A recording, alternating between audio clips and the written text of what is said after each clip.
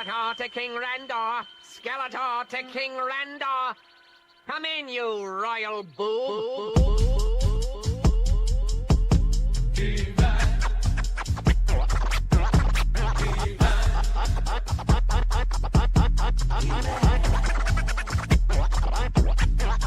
I am Adam, Prince of Eternia, defender of the secrets of Castle Grayskull. This is Cringer, my fearless friend.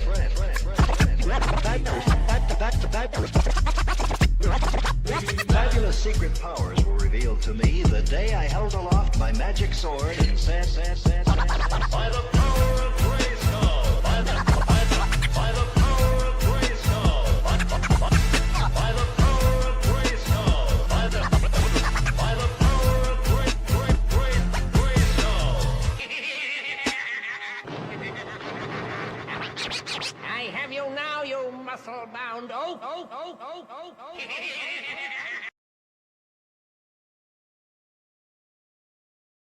Love y'all, boys. Love you. I go to war with every single one of you, every game, all right? Love you, 1-7. Here we go! 1, 2, 3, 1, 2, 3! Win!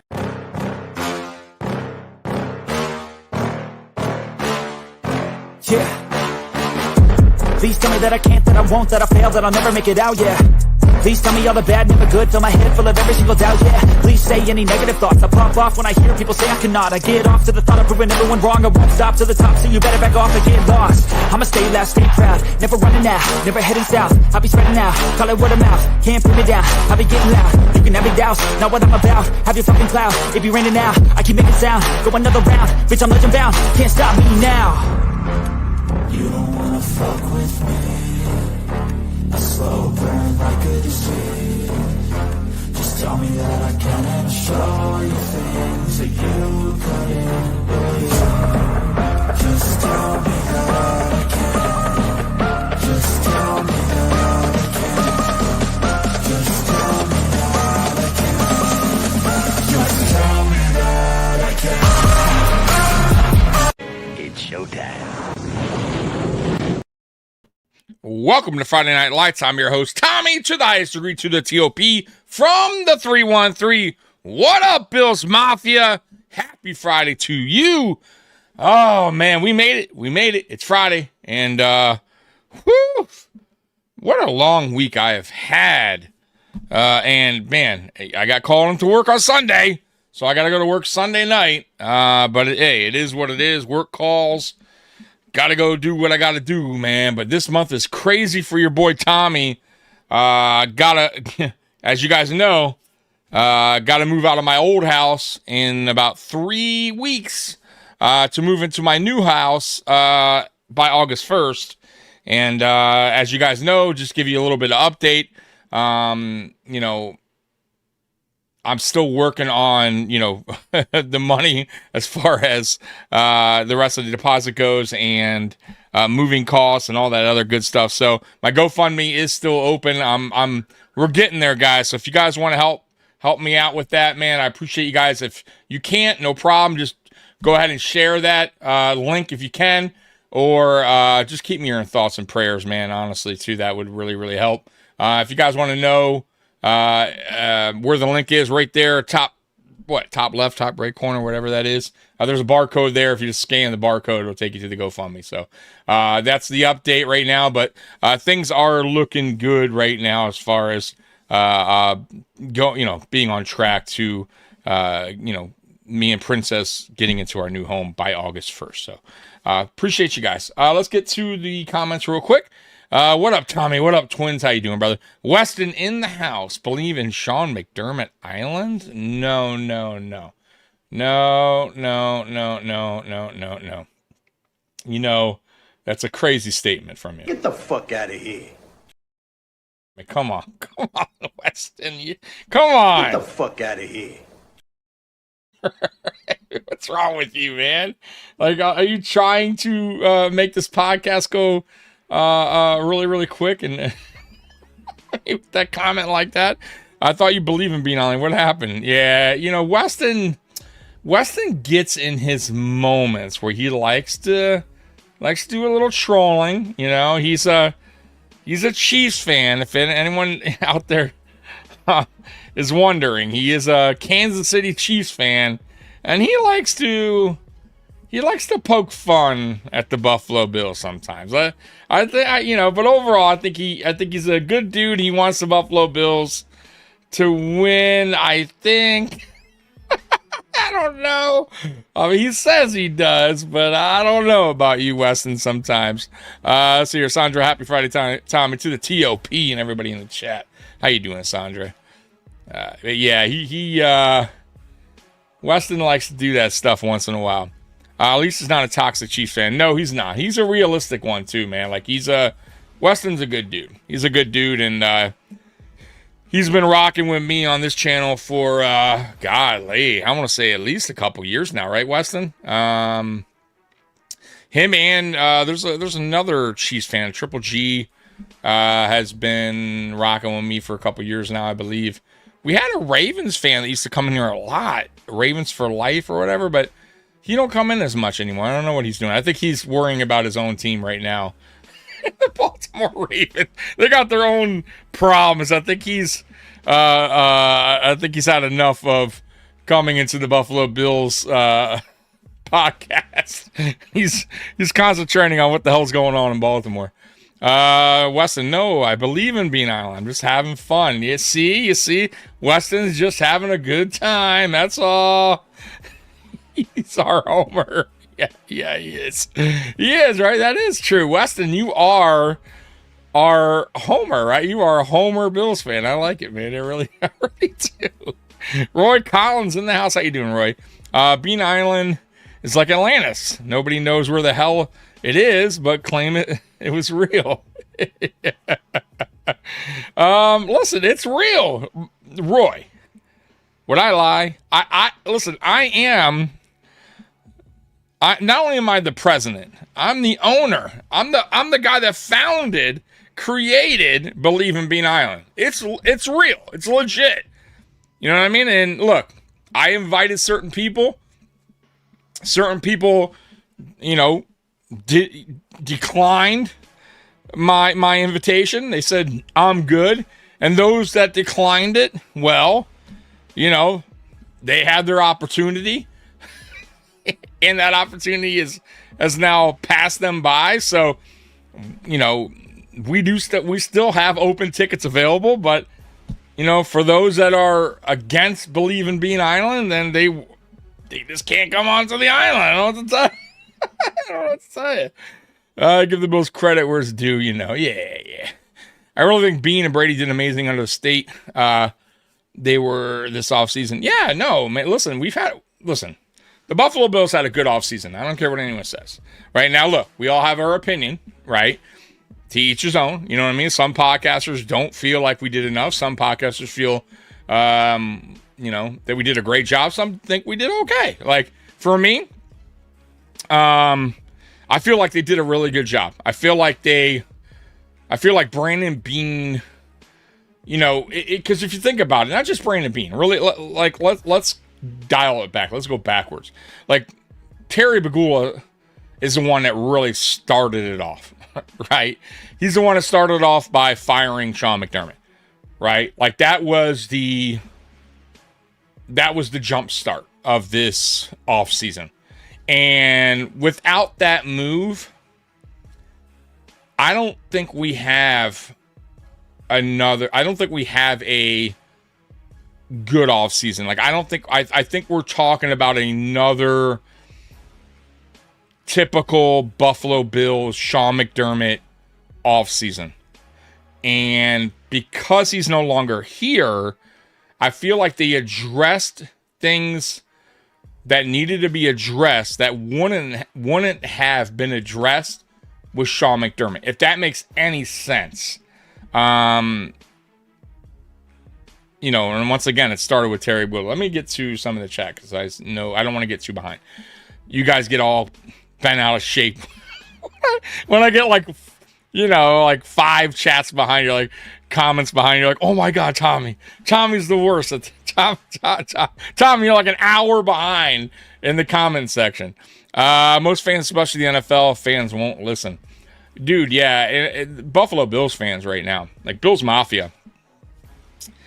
I think, listen, I think Bills fans or Bills Mafia has been so hurt, disappointed, you know, there's probably even more words to describe what Bills Mafia feels like, you know, throughout the years. Let down, that it's almost turning Bills fans angry, and they don't care what anyone says until they get that Super Bowl. And you know what? I can't blame them. I can only express how I feel, right? So, you know, the one thing I'll say that I don't understand, you know, for the angry Bills fans is when we did an off season like this where we made a really drastic change with the head coach and we're going into a brand new stadium, there should be some type of excitement for a Bills fan. If that, you know what I'm saying? Like, that's the only part where I'm like a little bit like, I don't understand it. You know what I mean? But to each his own. You know, everyone's going to fan how they want to fan.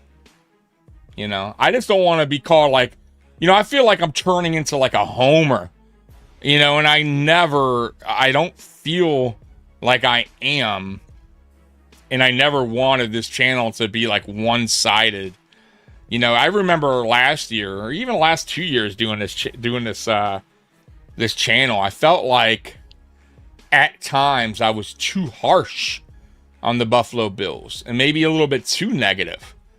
And I was like, damn, maybe I'm being too critical when, you know, it's not really, you know, that needed, right? Like, you know, and then once again, it's okay to criticize, but it's also okay to give praise, right? Like, and I don't think it's been all bad here either, right? So, you know, there's a fine line there, right? And I feel like sometimes I was a little bit too critical at times.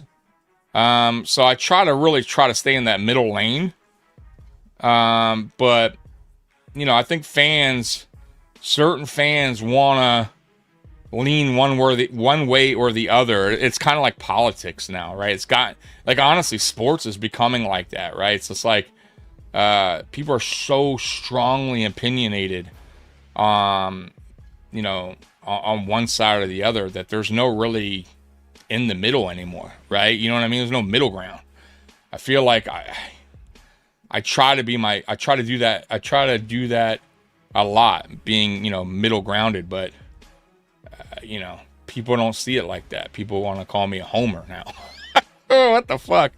999. Maybe no Ravens fan here tonight, but Pat fans in the house. Oh, that's right. You're a Patriots fan. That's right. However, I need to leave in 5 minutes. Either way, the AFC rep will be either Patriots or Bills. Well, that we know. That we know. I don't know if you're not giving us anything new there, but that's okay. Put it this way: if neither the Bills or the Patriots are the representative of the AFC, then especially the East, we got a real fucking problem. Got a real problem on our hands. Pat wide receiver corps is much improved. Yeah, obviously you got AJ Brown. I would say so. Like, that is an instant improvement to your wide receiver room. Though, how long will that, you know, relationship last between AJ Brown and the Patriots? That's a question you'll have to, you know, or that's something you'll find out a couple years from now, right? Because it seems like he's the kind of player like Stephon Diggs where he, you know, wears his welcome out, right? you know what I mean? Oh, man. Hey, I hope so. I'm waiting to see if Bean's past decisions were influenced by McDermott's before I believe in anything.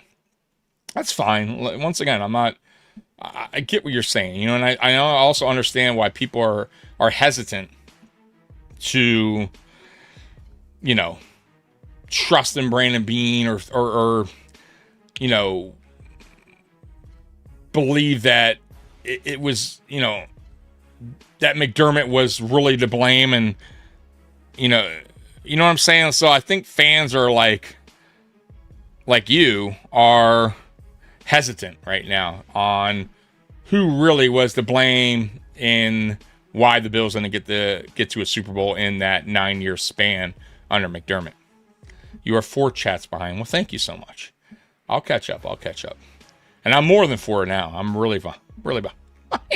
I'm going to get caught up right now, guys. I promise. There's probably more hatred towards Beane than there is from outside fans from other teams. Absolutely, bro. You kidding me? Dude, I would say... It's funny, too, because people are like, oh, people are like, you know, backing Brandon Beane, and people are like saying he's done a great job. Like, dude, they're not really. I'm like one of very few that support Brandon Beane. Like me, Mikey, Dan Mitchell, Cold Front, I believe, but there's not a lot of us. Trust me when I tell you guys, especially in the fan base. Are you kidding me? If I put a poll out right now on Twitter, you know, if Bills Mafia likes Brandon Beane as the Buffalo Bills GM, I promise you it would be very one-sided. No. Very one-sided. So I don't want to hear like, and by the way, and they also say like there's so much optimistic Buffalo Bills fans out there. No, really? Where are these optimistic Bills fans? Because every time I'm positive and say something good about the Buffalo Bills or what I like from the Buffalo Bills, I get way more criticism or critiques or whatever. I get way more hate on things I say positive about the Buffalo Bills than you would believe. I mean, it's wild to me. You know what I mean? It's almost like it's the trend now is to hate everything the Buffalo Bills do. You know what I mean? Everything. There's I don't know if there's any move we made that a Bills fans didn't have some negativity to say about it. You know what I mean? It's just wild to me. Paul Costa in the house. How you doing, Paul? How's Princess doing? How's everything going? Yeah, she's right here. I don't know if you see her. Her little checker spots right here. She's doing all right, man. She's doing all right. I appreciate you asking. I don't know if you guys have, you know, for those who have dogs out there or not, but I adopted her in 2020. She was like 7 months old at the time. And whatever happened to her, I have no idea. You know, that's the thing. You know, when you adopt a pet, you have no idea their story. You know, it's not like they could tell you their story. And it's probably not a good one for the most part, if they could tell you the story. But either way, she has her ways about her. You know what I mean? And she hates her nails getting cut, and she's aggressive, and she will, you know, try to bite me. She'll try to bite anyone. She's just not. So I had to sedate her the last time to get her nails cut, and it was a mission. And when you do that, it's not cheap. It's like $300, right? So, yeah, I'm gonna, you know, her nails are super long, like starting to curl, and I got to take her. You know, it's just like one thing after another. She bleeds out of her nose. I mean, like when her nails are getting cut, like she freaks out, so they have to sedate her too. I mean, that's another thing. But yeah, she has her tendencies, man. But that's one. I've never had a dog that is like that, man. She is, and putting a muzzle on her too is a mission. So, but outside of that, she's a lovely dog. She's so sweet and loving. She kisses, and, but do not try to cut her nails. She will bite you. So, it was McDummy who let the team down. Absolutely. Oh, dude, he's like, listen, it's not just about the 13 seconds. I mean, that's a big, you know, part of it. But he let the team down many times, especially in the playoffs. And once again, you know, I'm going to get this. I always get this backlash where people say it wasn't just him, or you can't always just blame him. And obviously, like, I know this, but he still, for me, he holds the most blame, right? He still was the head coach. He's still the guy that leads the team out there. Whether you think it's fair or not, that's just how it goes. Just like a quarterback. Whether you think it's fair or not, the quarterback usually is the one that takes all the blame, even if it may not be his fault. But the quarterback, that's his respect. That, you know, that's kind of what it is. You know what I mean? That's the comes with the territory, right? So you know, typically, you know, the quarterback who typically gets paid the most on the team is usually the leader, and he's usually the one to blame no matter what. And they take it, right? And Josh Allen has been that guy, and a lot of times he doesn't even deserve it, but he takes it because that's just the way, that's just the nature of the beast. And Sean McDermott, he's the head coach, and yeah, there's a lot that's going to, you know, point back at him, whether you think it's fair or not. That's just the way it goes. And not only that, if you're on a team for 9 years, yeah, you're going to get a lot of it's going to come often and even heavier each year as you continue to fail to get the job done. That's the way it goes. But there's so much to it. There's so much to it. I've talked about it many, many times. You know, I'm trying to move on from Sean McDermott, but I can't until the season starts.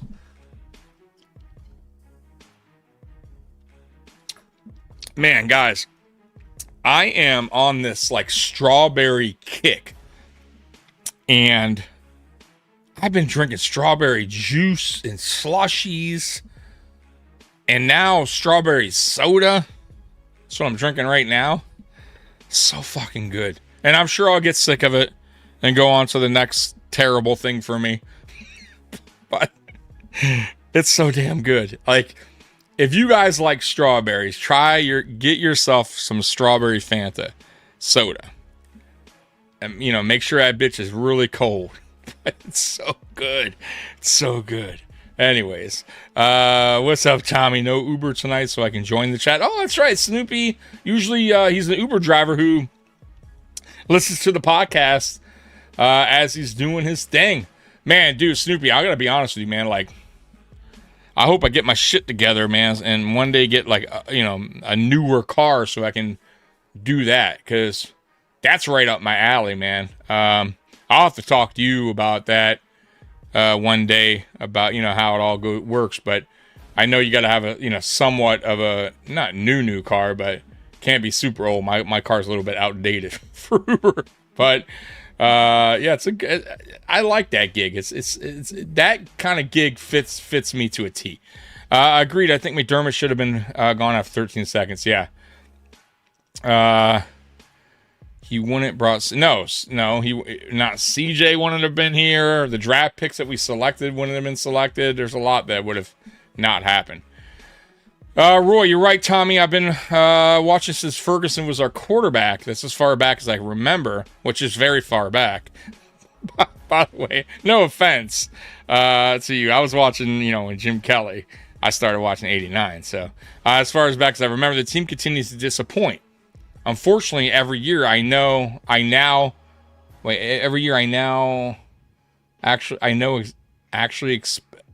to be disappointed. Unfortunately, every year I expect to be disappointed.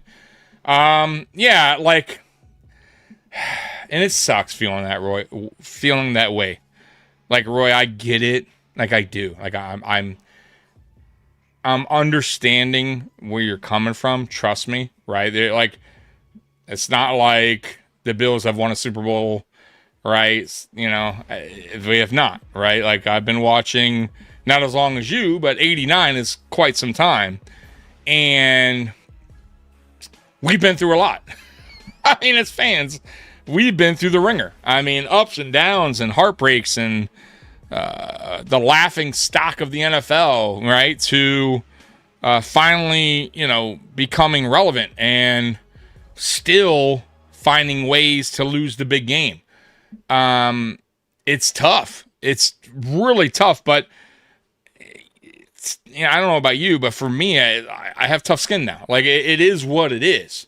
Now, but listen, look, I'm different, though. I don't go into a season expecting to be disappointed either. Like, that's not on my mind, because if it's on my mind, then it's just, I'm almost like putting it out there that it's going to happen. You know what I mean? Like, it's almost like bad, like just bad mojo, whatever you want to call it, right? Like, I don't want that thought to even cross my mind, right? I get what you're saying, but I don't think that way, right? Like, and just in life in general, even for as shitty as things are going for me right now, I'm trying not to, just wake up the next day going, man, nothing's going to change, right? You know what I mean? It's going to be the same bullshit today as it was yesterday, and you know what I mean? Like, I can't do that, because I'm just kind of like, almost jinxing myself almost, or I don't know the word I'm trying to say, but I don't want that out there. You get what I'm saying? I'm trying my best to think good and positive thoughts and have a good energy, right? But I understand what you're saying. I get it. But I will say this, Roy. I started watching the Pistons in the mid-90s. Now, I know the Pistons had won championships in 89-90 back-to-back, but I wasn't a part of that, right? And yeah, it's cool as a fan to go, hey, my team won, a championship. Well, at least we got like, but I don't fan like that. I mean, of course, it's cool when you look at the history of your team to know you got that accomplishments, right? Like, hey, my team accomplished this, and this. But as a fan, like a fan that went through it, witnessed it, watched it, loyal, diehard, it means more going through that, right, process of winning a title, right?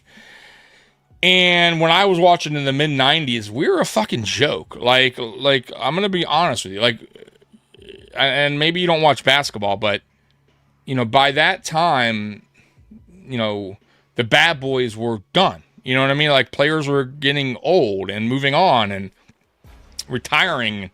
I remember Joe Dumars was the last one out, and when I was watching, and man, he just looked like an old man. You know what I mean? And it went from the bad boys to just a bunch of shitty coaches.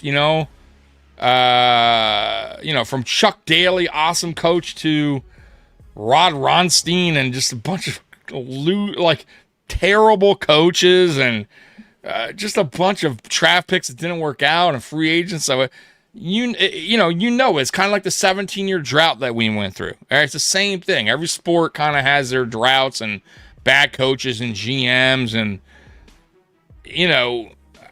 I just felt like the team was never going to get right. You know what I mean? But I had to go. I was a fan. I was a diehard fan, and I was going to watch regardless. And but I still wasn't thinking every year like, oh, here we go again. You know what I mean? It was just like, let's do it, right? And I'll say this.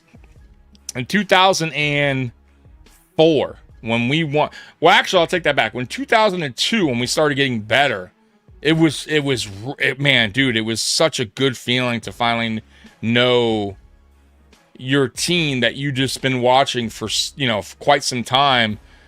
It's actually making the playoffs and actually trending in the right direction. And you know what I mean? Like, you're watching this develop right in front of your eyes, right? And then 2004 came along, right? We hired Larry Brown, and we won a championship, and it felt so good, dude. It felt so good. Like, I don't even know how to explain it, bro. Like, it just was so satisfying, bro. Like, better than anything, like, ever at that time. Like, it was just unbelievable. to go through that because I've been through so much. And for us as Bills fans, when that time comes, and it will come, it's going to be so worth the wait, man. It's going to be fucking great, dude. And I'm all here for it, but I'm not going to put that bad energy out ever for my team. You know what I mean? Ever. Even the drought years, I didn't put the bad. It was what it was, man. You know what I mean? Like, now that's not to say I wasn't like going in every season going, we're Super Bowl bound. I was still realistic, but I also wasn't throwing bad energy out there. But it is what it is. Sorry I went on a little talking. Got on my soapbox there. Snoopy, Tommy, I need help with a sign to get Josh's attention at training camp for my birthday. I got lucky. Oh, that's right. You told me. I got driving 5 hours away, bringing an authentic helmet unsigned. What do I put on the sign? Well, this is what I could tell. I don't know how old you are, but so there's good and bad news to this, buddy. It's good and bad news. One, it's going to be extremely hard for you to get an autograph from Josh Allen because from everything that I've heard when it comes to autographs from Josh Allen, he does not often give them to adults. He's all for the kids, like all about the kids. You know what I mean? So, the likelihood of you getting an autograph from Josh Allen in person is very slim. Now, I'm not saying it's impossible. I'm just telling you that from everything I gathered and from his word of mouth, he normally doesn't give autographs to adults. Like he's all about the kids, man. So I don't know. I guess, honestly, like if you want my real honest take, if you have another ticket, bring bring your nephew or something. Bring your little nephew and have him ask for the autograph. That you probably would have a better chance of getting that autograph. Taking off work at school that day, and my dog's coming. Oh, sweet, man. Awesome, dude. Good for them, brother. Roy, see your anxious curiosity. Been there. Oh, great. I tune in to hear horror princess stories. Slim. How you doing, Slim? They're not horror princess stories. Come on, man. Just being honest. I was told by someone online that it's still not a good chance you'll sign my helmet correct. You're right. Right. I didn't even read this comment, and I'm already telling you. Yeah. Right. Yeah, dude. But he doesn't know that. Like, you know what I mean? Like, he's not. And to be honest with you, like the majority of people out there are just trying to. They're trying to resell it. Like they're resellers or whatever. Like they're autograph hunters. So, and players don't know this, right? You know what I mean? They don't know who's really just wants the autograph for their, for them. You know what I mean? So it's tough. I get it. You know what I mean? Roy, muzzle, sedate. Should have thought about those options when I was married. You're messed up, dude. Oh, man. If you give a dog a treat and hold him down, he will love you forever and let you. No, Chuck. So I tried that, okay? Matter of fact, I got rotisserie chicken. And, bro, I got these great nail clippers I bought. Like, I mean, they cut quick, right? Like, really fast, so I'm not, like, sitting there, sharp. And I put down rotisserie chicken, got her attention, because she's good with food. Like, I could put food down, put my hand right by the bowl. She don't give a shit. She's not, you know what I mean? You know how some dogs get aggressive? She doesn't give two shits, right? So I put the food down, rotisserie chicken, nice, warm, right? I got one nail. She was cool. I went to get the other. Bro, forget about it. Try to bite me. No, not happening. And she wouldn't go back to... She wouldn't try to eat the food again until I got, like, moved away. And once I, came back, she was showing me her teeth. Like, no, bro. Like, trust me, I tried every which way. And when I took her to this, like, grooming place, we put her in, like, a hammock. And bro, she had like a major nosebleed, like somebody popped her in the nose, and they just stopped. They're like, and I get it. They don't want to. They said it's not, she shouldn't be bleeding from the nose that quickly. And what they said was, dogs will do that because they're, their anxiety, right? But she still shouldn't be gushing blood out that fast out of her nose. And trust me when I tell you, it was like gushing out. So no, dude, I gotta take her. Unfortunately, I just gotta take her to the vet, and they gotta have to do what they did the last time, which is sedate her and then cut her nails, and it's all costly. It's like, I mean, like money I don't have, you know what I mean? Like, but I can't have her in pain. I can't have nails curling up like a ring. There are many times he's fault the most. The Bills are a new stadium. It's a fresh start. The Bills fans are going to be excited. They are. I think there's. I'm not saying all Bills fans aren't excited. I'm saying there's a good majority of them that are just kind of going into the season like angry. I don't get it. I understand like what Roy said earlier, and that's a fair point to kind of be like, said, you know what, I'm not going to even think, like we're going to do anything special because all they do is disappointment. I get that. You know what I mean? Some fans, like the heartbreak and the letdowns, I understand that. But to just like constantly shit on the team and every move they make, and for anyone that like says something good, they shit on them. Like, I don't get that. Like, nothing is for me. Like, for me, if I felt that strongly that the team sucks, the team hasn't done shit, the team's gonna, Brandon Beane is terrible, the roster's terrible, the draft picks suck, the coaching staff, whatever all these people are throwing out there, I wouldn't even watch. I wouldn't even waste my time or my breath or my energy talking about the Buffalo Bills, because why would I? If I felt that strongly and passionate that this team just fucking sucks and everything they've done is terrible, and why, like, who gives a fuck about the stadium, and fuck that coach and fuck that, like, then you know what? It's probably best you just don't watch, like, for your own sanity. You know what I mean? And look, if we win a Super Bowl, then you can't. That's too bad. Right? You missed it. You know what I mean? But it is what it is. Strawberries? No, not today, bro. I'm gonna budget, brother. I'm knuckling down now, bro. Like, I can't. I got this GoFundMe still, and it's gonna be really tight, bro. So, yeah, dude, I gotta change. Like, my whole lifestyle has to change. Even when I move, because I had a great deal here at the house I was renting for.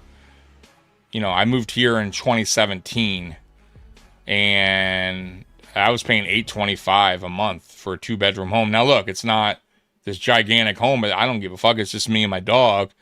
And it was comfortable, and my landlord was cool, and I had no complaints. AC, you know what I mean? Washer, dryer, my downstairs, basement, like, you know what I mean? I was comfortable. You know what I mean? That's all it's all I want. Roof over my head and a bed. You know what I mean?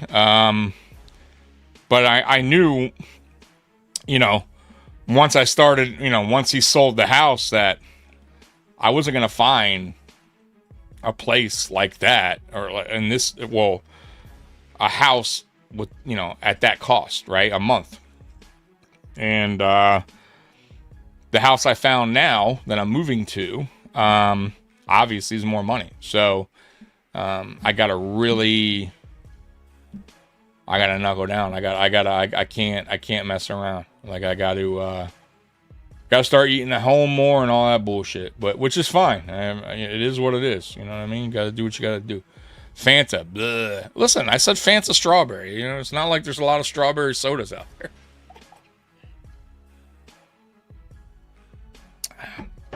But I get it. I'm not like all the other Fanta stuff. I'm not like crazy. Like Fanta Orange. Like I like Sunkiss Orange. That's like my drink. The whole team and McDermott and some players knew his job was on the line. That's why they were crying so hard after the loss. McDermott said, sticking up for Buffalo, damn it.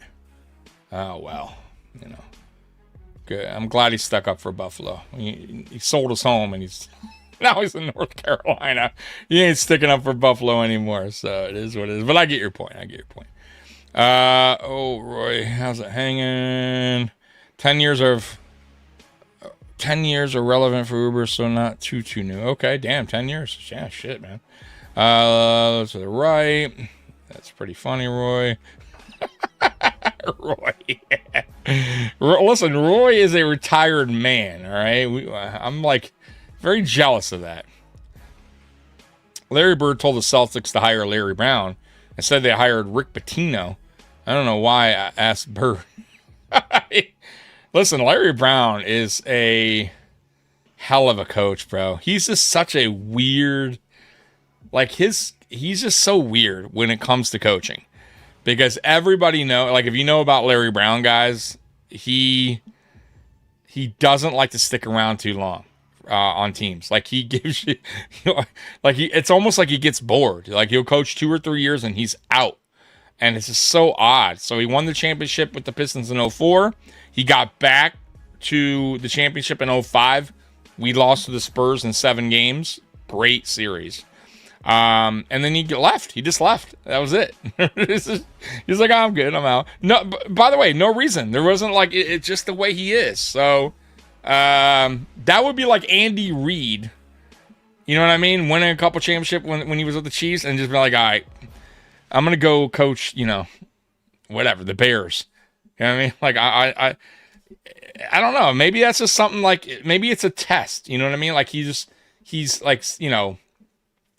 trying to see what else he can do. You know what I mean? Like, maybe he's never truly satisfied because it's just so odd, man. Because he could have went back. Trust me when I tell you guys, he could have went back. Like, we got Flip Saunders right after he left, and we got to 4 Eastern Conference Finals with Flip Saunders. That the problem with Flip Saunders is, unlike Larry Brown, Flip Saunders just could never get over the hump. He was like Sean McDermott. He could get you as far as he could get you, right? Which was the Eastern Conference Finals, kind of like McDermott. AFC Championship game, like that was it, man. That was the best we were gonna get, and there was no difference in the team, guys. It was the same squad. You know what I mean? We were a good team. Like, I'm gonna tell you right now, too. That Pistons team, you will never see another team like that. I don't think ever in the NBA. A team with no superstars, like that is super duper rare. A team that really relied on defense rather than offense. Like, I just don't see it ever happening again. So, not only that, just guys that just gelled. Like that team was just, everything worked. You know what I mean? Like everything worked. Even the bench players. Like it was a perfect fit, including Larry Brown. Like Larry Brown made that work. You know what I mean? Like, and Flip Saunders, great coach, but whatever happened, he just couldn't get them back to the promised land like Larry Brown did for 2 years in a row. Like it's kind of like follow Flip Saunders' career. Minnesota, same thing. That's kind of how I felt of Sean McDermott, man. It was just never gonna change. Should the Buffalo Bills cut during training camp and restructure and listen? They got to work. For me, you got to get that Osiris Torrance deal done. I know Mikey doesn't think it'll get done. I believe it will. I really, truly believe that deal is going to happen. I'm not sure when, but I do think they take care of it before the season ends. I really do, because that's a huge mistake. Letting a guy go like that, that's young, that started since day one, a guy that you drafted, Brandon Bean, and has lived up to his draft pick. Absolutely. And it's still a guy that can get better at his position. Like, I know it's going to cost a little bit, but listen, O'Cyrus Torrence wants to be here. Like, everything I've heard, the guy wants to be in Buffalo, right? So if he wants to be here, he'll probably, not give a great discount, but he'll probably work with the Buffalo Bills a little bit more than he would if he's out there in free agency with another team. You know what I mean? So for me, man, you locked that down because now you got your offensive line locked down. You're not worrying or stressing about filling that position. Guys, NFL's won in the trenches. Whether you believe it or not, that's how it works. If you don't win in the trenches, you're not going anywhere, right? And the offensive line has drastically improved over the last 4 seasons, right? And that's because of the additions of an O'Cyrus Torrence, a Spencer Brown, Connor McGovern. Even though he was on a draft pick, we signed him in free agency. He worked out and we paid him. Deion Dawkins, obviously he's been here since 2017. All right, and he's been paid, and rightfully so. He doesn't miss games. He's a really good tackle. Right? And he's always there. Like I said, he's always there. He's always available. And so is Torrance, so is Brown. Like, these guys don't miss much games. If they do, it's a game or two, but they're reliable. They're reliable every Sunday. And so is Connor McGovern. Like, you got to keep that unit together. You have to. For me, it would be a huge mistake letting a guy like that go. For me, I rather pay him than anyone right now, and then you work the other contracts out down the road. But for me, you work that out, man. Are you gonna go live stream when football season starts with cold front? I know you asked that. I have no idea, brother. Like, I don't talk to cold front as much as you think I do. He's a great guy, by the way. A really good dude. Had him on here as a guest. I was on his channel as a guest. Great guy. But I don't really, like, we don't talk like that. You know what I mean? Like, but I'll put it this way. We will definitely get together again during the season. There's no doubt about it. Like, matter of fact, I got a lot of podcast friends that I work with, and we usually sync up during the course of a season. Like, I've been on Nickel City Mafia a few times. They invited me on. I invited them on, I believe, once. Obviously, Jant Sports, Jarek, he's a regular here. Post Podium Podcast, we have our pregame show, me and Aramis. I believe we're doing that again this year. So yeah. Oh, and Dan Mitchell. I'm on with Dan Mitchell on Mondays. Or the day after a Buffalo Bills regular season game. So I'm all over the place, basically, is what I'm trying to tell you. So I do sync up with these guys, sync up, whatever you want to call it, with these guys. So but yeah, I'll get with him, and I'm sure you'll see me on his channel or him on my channel at some point. Man, my neck. Laugh out, I don't have any kids at my disposal, family or friends. I guess I'll have to hope my being honest on my sign will be enough to believe. I'm not trying to flip it. Yeah, I'm just being. I mean, make a cool sign. Obviously, that I would just try something very creative where it pops. You know what I mean? That's the only thing I can kind of tell you. But I'll be real. Your best chance is a signing, meaning an event where you may have to pay, like, I don't know, $50, $75 to get into the event. Maybe more. I don't know. You know what I mean? But I know they have player signings. Maybe he'll be at, like, doing a thing for the hospital where you donate, or a dealership or something. You know what I mean? But yeah, at a game or like practice, it's going to be tough, brother. But I would still try to get autographs because maybe you don't get one from Josh. You could get one from, a receiver, maybe DJ Moore. You know what I mean? You never know. Bradley Chubb. They all think of something different. Like, they may think differently than Josh Allen does when it comes to I did, Brian. I did. Excited for the season, hoping for the best. I root like hell for them to win it all, but keep my expectations in check based on the past results. I am pessimistic after all. I get it. Listen, I pessimistic. I get it. Knuckle down. No more weekend trips to the strip clubs. No, I don't. No. No. You know what? I don't know why that. I don't know why your comment took me a minute to register. But no, dude, I don't. You know what's weird? I was talking to my buddy today. I have a very simple life, guys. Like, it's like, actually, most would consider it very boring. Like, I work Tuesday, Wednesday, Thursday, 12-hour shifts, and I sleep for most of the day on Friday. And then I come on here and do a podcast. And then I watch more TV and go to bed. And then Saturday, I sleep in half the day. And I watch, movies or TV shows, any pay-per-view boxing or whatever, UFC. I go to bed. And then Sunday, I do that podcast in the daytime. I watch TV all day and I go to bed. I don't go out.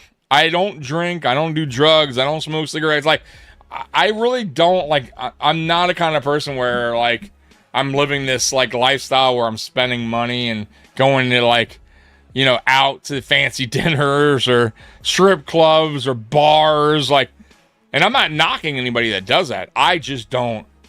I just prefer, I'm a homebody. I got to be real with you. I'm a homebody. I stay at home. I got a very, but I love it. I love my lifestyle. Like, I love doing what I do.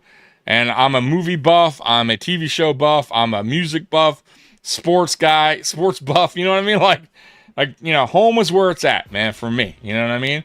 And that's, by the way, it's not for everyone. A lot of people hate being at home. Like, when I used to work at the bar, when I did security forever, I would talk to people all the time. Like, I became friendly with people, as a bouncer. And I would talk to me. I see the same motherfuckers go out there that I would talk to. They'd be out there every single fucking night, right? Every night, spending $50 to $75, sometimes $100 a night in food and liquor. And I'm like, dude, man, like, you don't get sick of it? You know what I mean? Like, you don't get tired of this place or just tired of, like, you know what I mean? Like, just doing the same thing. Because it's, for me, it would seem repetitive, and it's like you're spending your money. Not that I'm saying I'm not repetitive, but I'm also not spending money and dealing with idiots. But anyways, they're like, a lot of the times what I get is it's boredom from home. Like, they don't want to drink at home. They rather drink around people. And that, I mean, I guess, it makes sense, but some people just can't be at home. Like, you know what I mean? TV, they don't like TV. They're not TV guys. They're not sports fans. They're not, big into movies. You know what I mean? Like, so that quality time at home for them is not a big deal. They rather be out and hearing voices around them, and you know what I mean? But that, for me, I hate. I'm the opposite. I'm the total opposite. I do. Whenever I go out, I want to go right back home. You know what I mean? Like, I fucking hate it. I like, it's hard to explain, guys. Like, when I was young, dude, I was out a lot. Maybe because when I was younger, I was out a lot. But now, dude, I can't stand it, bro. I want to be as quickly as home as I can be. Larry Bound builds teams and leaves. Yeah, that's what he does. But you know what, Paul? Not only does he build teams, he gets them a championship. So I can't even, like, you know what I mean? I can't even, like, hate him for it. You know what I mean? Like, the dude came to Detroit, did his job, got a championship, and then bounce. Like, I can't even be mad at him. Right? You know what I mean? Like, you know, it sucks that he left. It's disappointing. But as a fan, I'm like, hey, you got what? It's all I wanted. Right?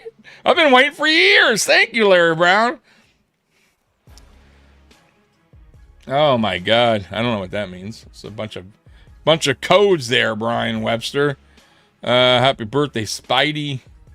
Happy birthday, Spidey. Larry Brown took the 76 to the finals. Yes, with that. And that's the only player he had. Was out. By the way, that Sixers team was not very good. Allen Iverson was the guy, like the only guy really on that team. They won the first game, and then they lost every game, I think, after that. So, but yeah, he got him there. And then he came to Detroit and led a team where nobody had the Detroit Pistons going to the championship. Trust me when I tell you that. And he did it. Not only did he do it back to back. And we lost in 7 games the second time, but the dude was a hell of a coach, man. Could you ask Cold Front to go? I mean, I'll try, brother. I'll try. I promise you. I mean, that's all I could do.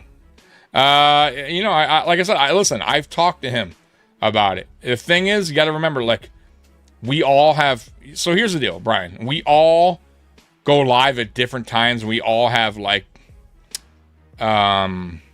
different lives, right? Like, so my schedule may not be, may not work for his schedule, right? Sometimes it's like that. Like, it's just a scheduling thing. You know what I'm saying? So, like, I don't know if you noticed, but Cold Front, like, he hasn't really been active lately.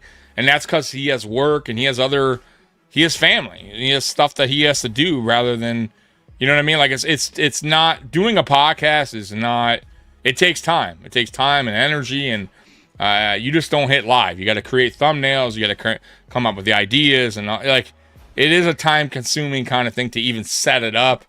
You know, and then obviously have the time to go live with, you know. So right now, you know, he's probably doing his thing, but trust me when I tell you, we'll figure it out. We'll link up at some point this season. I promise you. Got to keep the line together. Yeah. Absolutely. By the way, guys, I do have stuff tonight. I know we're an hour in, but I do have stuff tonight. So right there, the topic of the show is 25 bold predictions for the 2026 Buffalo Bills season. I asked ChatGPT. They're going to help us out tonight with that. I did not read them, by the way. I just asked them. They put it there, and I did not scroll down. So I'm going to be reading this together with you. We'll see what the bold predictions are. And then I got some other articles that I'll pull up for you guys as well. So it should be a fun show, man. But, you know, you guys are always, listen, you guys steer the show, man. So it is what it is. That's pretty much what this podcast is all about, is you guys are basically leading the way. So I appreciate you guys. Without you, this shit would never happen. Can you show us who is still free agent for the Buffalo Bills? For the Buffalo Bills, or former Buffalo Bills players?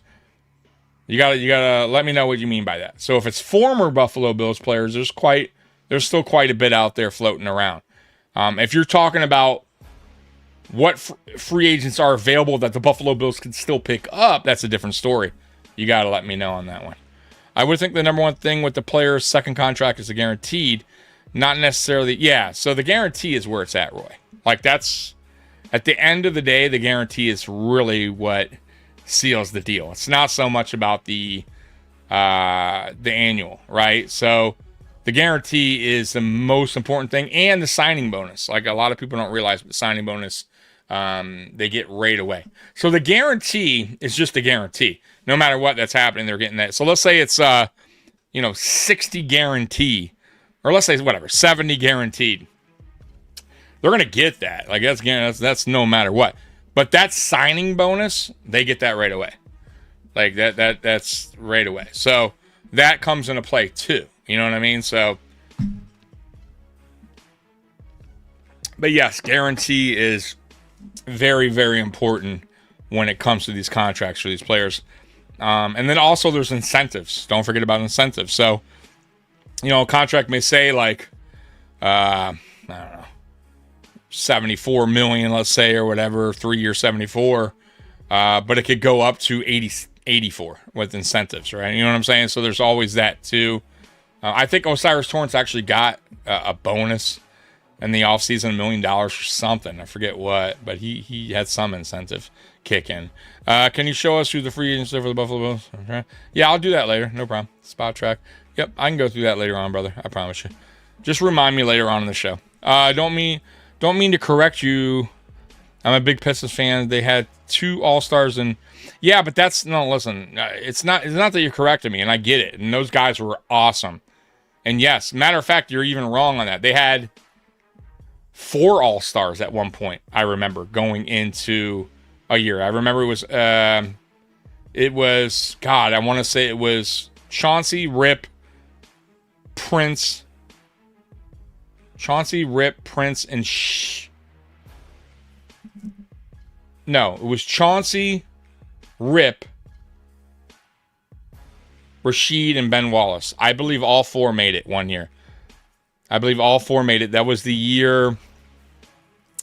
I almost think Flip Saunders was the coach. It could have been Larry, but at one point we had 4 Piston players on that Eastern Conference NBA All-Star, but that doesn't mean superstars, so you're getting confused. It's the only team that I'm telling you that superstar is way different than an all-star. You know what I mean? Like it's those guys deserved it. You know what I mean? But they weren't superstars. I think Ben Wallace became a superstar, and by the way, Hall of Fame player, unbelievable, right? He's the only player in NBA history to go into the Hall of Fame as an undrafted player. That's fucking unbelievable. He wasn't a big guy at all as far as center, like height-wise. I think he was like 6'9". But dude played above the rim. He was aggressive. He was rebounding. He was shot blocking. Not great offensively, but, you know, you throw him some alley-oops here and there. You know what I mean? He knew his role. He was Defensive Player of the Year twice in a row. The dude was a beast. I think he won it 4 times altogether. But I would say out of everyone that became a superstar, I guess you could count Ben Wallace eventually became that. But if you look at that, like I said, that 04 team initially, 05 team, not really. Like there were just a bunch of guys that came from different teams that did not want them. Chauncey Billups came from the Celtics, who he was drafted by. It just didn't work out there. Not that he was terrible, but he wasn't, wasn't really working out, right? Rip Hamilton came from Washington. He was okay, right? But he wasn't like tearing it up over there. Ben Wallace was a nobody from Orlando that we traded Grant Hill for. I'll be real with you. I didn't even know who the hell Ben Wallace was when we got him. You know what I mean? Nobody really did. You know what I mean? He was an undrafted guy. You know, his points per game were terrible. Like, he wasn't really like this. He wasn't the Ben Wallace we knew in Orlando. And really, I don't think we knew what he was. We were just trying to get rid of the cap hit from Grant Hill. You know what I mean? We're just trying to move on from him. Because we knew, his foot was all fucked up, his ankle. Right? And then we picked up Rasheed because he got dropped by Atlanta after a trade. Remember, Portland traded to Atlanta. Atlanta said, "No, we don't want him." You know what I mean? It was like a draft. It was a salary cut or whatever. Pistons got him, and he had issues around the league. And he was a hell of a player, but Rasheed Wallace and Tayshaun Prince was a guy that, he was a what was he, 17th pick in the draft, something like that, 19th pick in the draft, I forget what he was, but late in the first round. Nobody really saw him becoming anything special. And it just worked. It's hard to explain that team, but it just worked. But there was no real superstars. You know what I mean? They became all-stars, which rightfully so, but no, man, trust me, you're not correcting me. I'm telling you, that's look at that team. That's really what it was all about. You will never see that again. You You will never witness that again. Never. I really wanted the crown jewel to be Josh's signing. I can't afford to buy one on eBay. Yeah, they're pricey. Now, you could buy an autographed card that's graded, and it's going to be pricey. When I didn't run into money trouble, when all this happened and I lost my job a while back, I had 3 autographed Josh Allen's graded cards. Unfortunately, I had to sell all my cards. I had a ton, but you probably can get an autographed card for like a couple hundred, 300, 400. I know it's a lot, but what I would do is check into, if you can't get an autograph at the practice, I would look to see if there's any events that he is doing signings at. And maybe you get lucky that way. You know what I'm saying? I think we should bring back Matt Milano, Von Miller, Stephon Diggs, and Brandon Cooks. Well, to be honest with you, out of all those names, the most likely probably would be Brandon Cooks, though. It's whatever for me. I wouldn't hate it, but I wouldn't be over here like, dropping a video on it. You know what I mean? Like, I don't think he's, like I said, I don't think he's a terrible player. His hands are concerning. He had a lot of drops last year for us, and all he had to do was secure that catch. You know what I mean? And fight for that ball. And though I still think it was a catch, I think the NFL fucked us. I think the referees fucked us. But he could have fought for it a little bit better. You know what I mean? I mean, he just got off the field and just walked off the field. It didn't even seem like he made a case for it. You know what I mean? So, I just... that part there kind of is concerning when it comes to Brandon Cooks. Stephon Diggs, I would be shocked. I don't think he wants to come back to Buffalo, and I don't think Buffalo wants Stephon Diggs back, even though I would welcome him back. Von Miller, I would absolutely welcome him back if it's on a vet deal. He had 8.5 sacks last year, more than any Bills player, right? So what's that tell you? But I don't know if they're going that route. And Matt Milano actually had a really good season for us last year. Was actually one of his better seasons for us, as of late. But I think the Bills are moving on from former players. I do. I know they brung back a few, but, listen, DeMar Hamlin's going to be a practice squad player if he even makes the team, right? He may not even make the practice squad. And Connor McGovern, he earned that.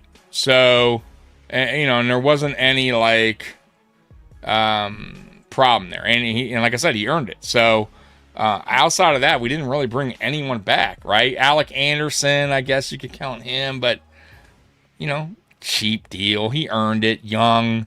It's not a bad signing. You know what I'm saying? Oh, Mikey the house, homebody, life is awesome. How you doing, Mikey, man? Hope your week's going good. That's by the way, if you guys don't know, that is the Apex man, Mr. Mikey, my co-host. I heard people are going to bars less now. I don't know. That is true, Paul. So the bar I worked at since I moved here I started working there in 2015, in December of 2015. And I stopped working there in 2024. I was there a long time. 2023. I forget. I think 2024. But yeah, over the last 2 years of me working there, it took a major hit. It really started dying down. The good thing for that bar I worked at, and he's a friend of mine, the owner, is his dad was the original owner and owns 4 bars in Michigan, all called Three Nicks, or 3 of them are called Three Nicks, and there's another bar they own that he invested in that's not called Three Nicks or whatever. But anyways, he owned them for years, and he bought the buildings. So he owns the building. So he's not leasing out. So he passed away, and each kid got a bar that they were working at the time. So he left them with the building and the bar. Like, so even though it's slow, you know, they're still okay. You know what I mean? Because their dad put him in a good position to not really fail, I guess you could say. But yeah, the bar business right now is super slow. And I know a lot of people, you know, in the biz, especially security, that tell me the same thing. You know what I mean? That the bars they're working at, you know, either they got let go or they're getting concerned, right, that they may get let go.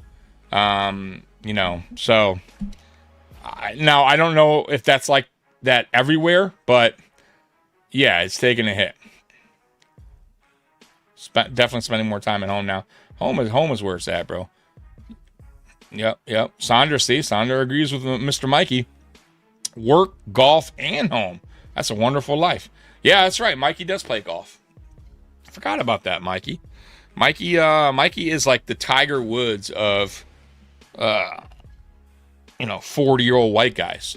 You know, like the dude is just that good. I'm shocked that he hasn't picked up a sponsor by now. So I'm sorry for putting it out there, Mikey. I don't know if you're still listening, but yeah, he's that good, man. Retire golf and home, even better. Absolutely. For the Buffaloes, free agent. Okay, gotcha. All right, gotcha. All right, Brian. Etor, Josh, next contract should be off the charts, but he'll do the right thing for the franchise. Yeah, he will. And I went over last Monday with Mikey about the Forbes had a list of, I believe it was the top 25 or top 50 richest athletes, and it showed on and off the field. And a lot of these athletes make more money off the field than on the field. So that's why like players like Tom Brady didn't like take these huge contracts from the Patriots or their team, because they know there's money outside of football or outside of basketball, whatever sport they're in, especially if they're great. You know what I mean? Like they know like even life after football is set up for them. So, Tom Brady got out of football, boom, he's making a shit ton of money, probably more than he made in the NFL. Peyton Manning, same thing with Peyton Manning. Think about it. Peyton Manning retires, and he already has shit set up. ESPN, this, that, shows this, right? The dude hasn't stopped making money. Pat McAfee's probably definitely made more money ever than he did in football. This is how it is now. Right? And this is why I say, too, a lot of these athletes, they're not sticking around long. They understand there's money to be made outside the sport, right? Of them actually playing the sport, that is. You know what I mean? Like, there's even athletes doing podcasts from home now. They don't even need to get hired by ESPN or Fox Sports. Like, if they're a name, they can literally go home, sit down, boom, boom, boom, create a podcast, right, with their name on it, and they're going to get sponsorships and deals right away, right? Especially if they're a known athlete. I'm telling you guys, look on YouTube now. It's crazy the amount of athletes that are making podcasts now from home and making a good living from just sitting in their bedroom doing podcasts because they had a name. So trust me when I tell you, like, yes, Josh Allen, if he wants to do the right thing, and he probably will, he's not going to kill the Buffalo Bills if it makes sense to take less so the Bills can add more, give them a better opportunity to win a Super Bowl, because really that's what it's about. Pistons Bad Boys, my GOAT. Yeah, dude, I wasn't around for the Bad Boys. I just started watching just right after.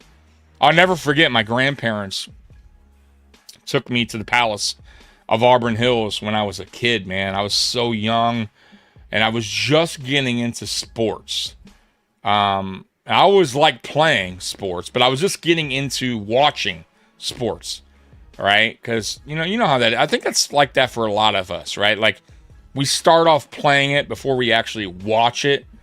At least that's in my case, right? And I remember I was just getting into watching basketball because I just started. I was already in the phase of watching Buffalo Bills, and that was in '89. But I was really invested in the Buffalo Bills, and like, I want to say 91. It was the second. No, I take that back. It was the first year against. No, it was the third year. So I take that back. It was the Dallas. Now, mind you, I did watch all 4 Super Bowls, but as far as being invested, like really like just buying sports cards of all my Buffalo Bills players, and I can't miss a game if they're on TV, I would say was the year we went against Dallas, the first one in the Super Bowl, is where I was really like invested. You know what I mean? Like I was like die hard at that point, you know? As far as and then I started watching the Pistons in like 93, 94, so maybe like a year later. But it took me a minute to kind of like, you know, grasp the game as far as like rules and the players and the coach and how it works. And, but anyways, my grandparents took me out to Auburn Hills, and I got to see, they let us in there or whatever, and you could walk around, and I got to see the trophies. It was so cool, man. The championship trophies, so awesome. As a kid, you know what I mean? Like I was like, I don't even know what I did with those pictures. I think my grandparents probably still have them, or my grandpa does, of me and the trophies, like taking a picture about it. They're like in a glass thing in Auburn Hills at the time, and really cool moment, a really cool picture. I don't know what I did with it or what he did with it, but yeah, I'm hoping one day the Buffalo Bills get the job done so I can take that picture as an adult with the Buffalo Bills trophy, because they're going to have that at the stadium if they do and when they do.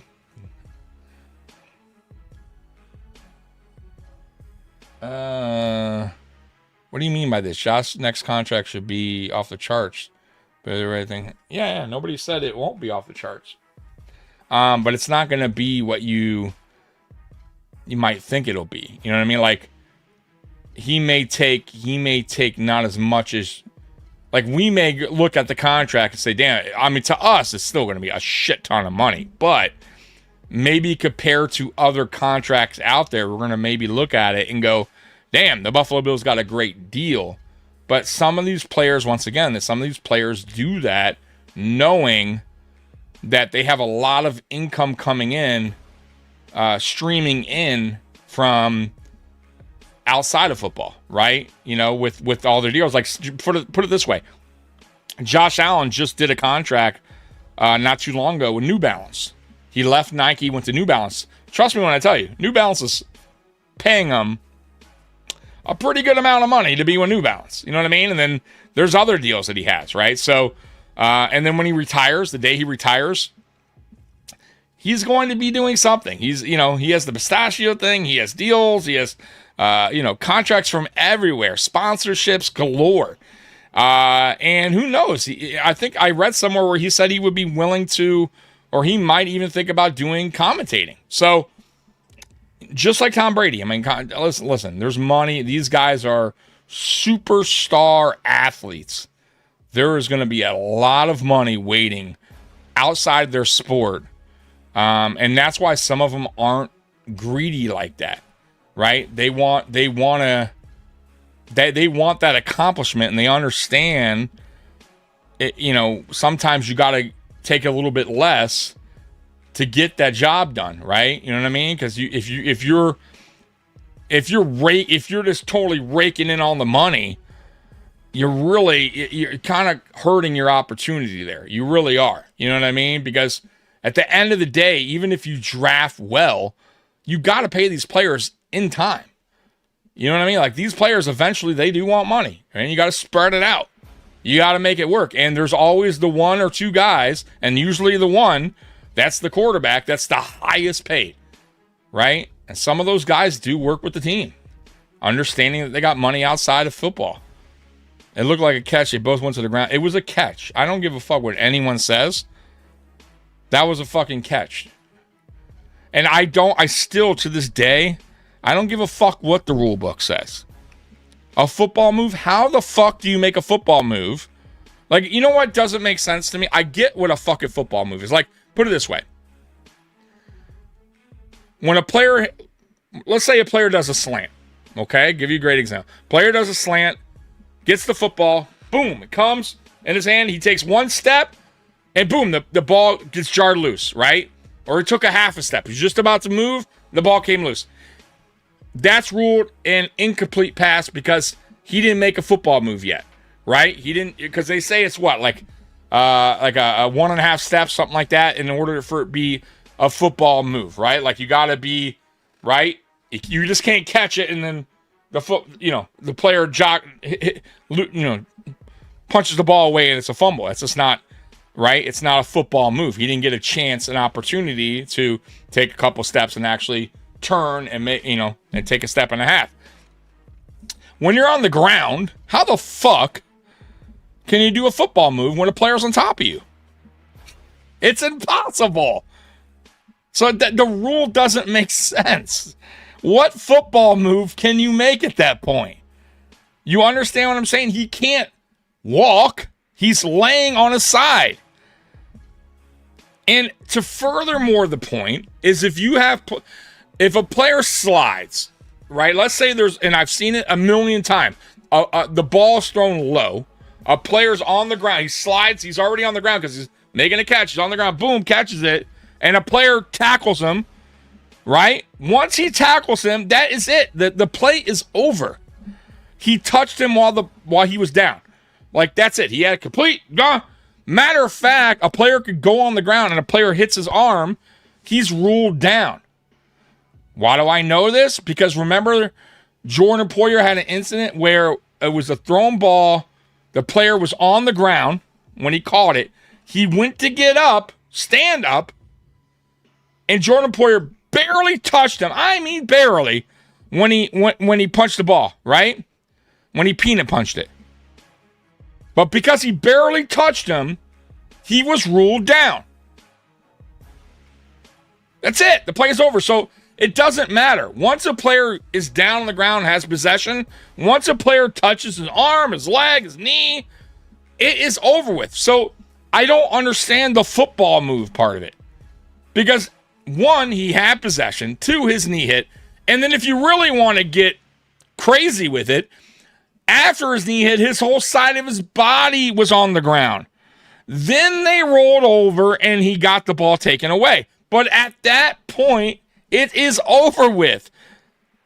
It's over with. Even if they're rolling and both people have the hand on the ball at that point, the offense always wins possession. That is in the rule book. So once again, I don't understand the call. I don't understand what they mean by a football move. How is he going to make a football move when a player is on top of him? The play is done at that point. Even if both players have full control of the ball, it is over with. It's over with. Matter of fact, it was over with the moment his knee touched and his elbow touched and his side of his body touched, because the other player didn't even have his hand yet on the ball. He didn't have both hands until they rolled to the side. So the NFL totally, they still don't understand. They still can't explain it. They still can't get it right. It's a fugazi bullshit rule. It makes zero sense. And bro, I'm as honest as I could be. If I was a Broncos fan watching that game at that moment, I would have said, "Oh man, they're going to overturn it." Because I know the goddamn rules. I understand the game of football. I've watched it way too long. I know what the rules are. So I still don't get it. Like it's crazy that we're in 2026 and we're still not understanding what the definition is of a catch. And what's not a catch. It makes zero sense. I will fight that to the day I die. I don't give a fuck what anyone says. That I will debate with anyone.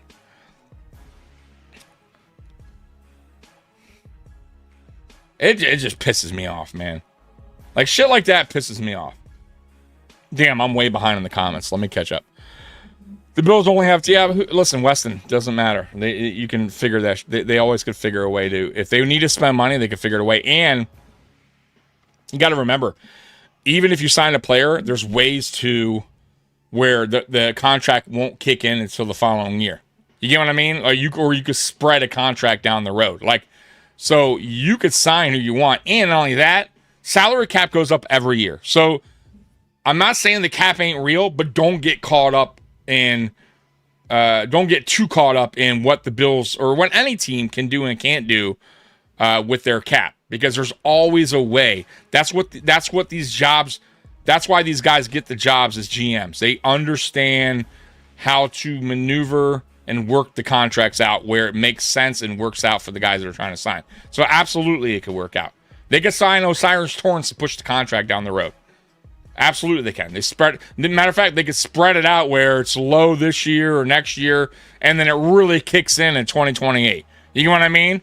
And then they do that with the next guy. Like, trust me when I tell you, man. Like, people get way too caught up in the cap and what you can and cannot do.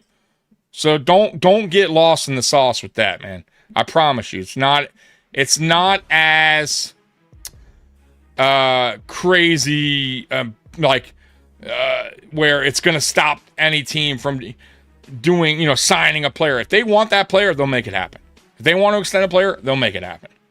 I've seen it way too many times. I've heard it, seen it. People get caught up with the cap all the time. It's just, trust me, there's ways around it. They do it all the time. And by the way, we're in teams that get caught up in it are usually teams that they're struggling, meaning like the Dolphins, right? So if the Dolphins were winning, they're not cutting those players. They're just working around their contracts. They would have found a way to keep those guys in house. But if you the reason why they cleaned house is because they're basically a full rebuild. You know what I mean? Like, there's ways to keep guys on board, and if you're winning, they'll remain to stay on. Like, they will remain on your team. You know what I mean? Like, teams just don't cut bait because they feel like they're in salary cap hell. Like, that's just not how it works. What up, Tommy, man? Seen the job Brandon Bean done on the episode Embedded, especially during the draft. It was amazing. And do you plan on going to a game at the new Highmark Stadium? How you doing, Eric? I have not. Is there a new episode of Embedded? I have not watched it. I will, though, if it's out. And no, I won't be going to a game this year because the prices are just crazy high, and I am in no situation right now to afford to go anywhere right? With everything that's going on in my life. So no, I'm in no position to go to any game.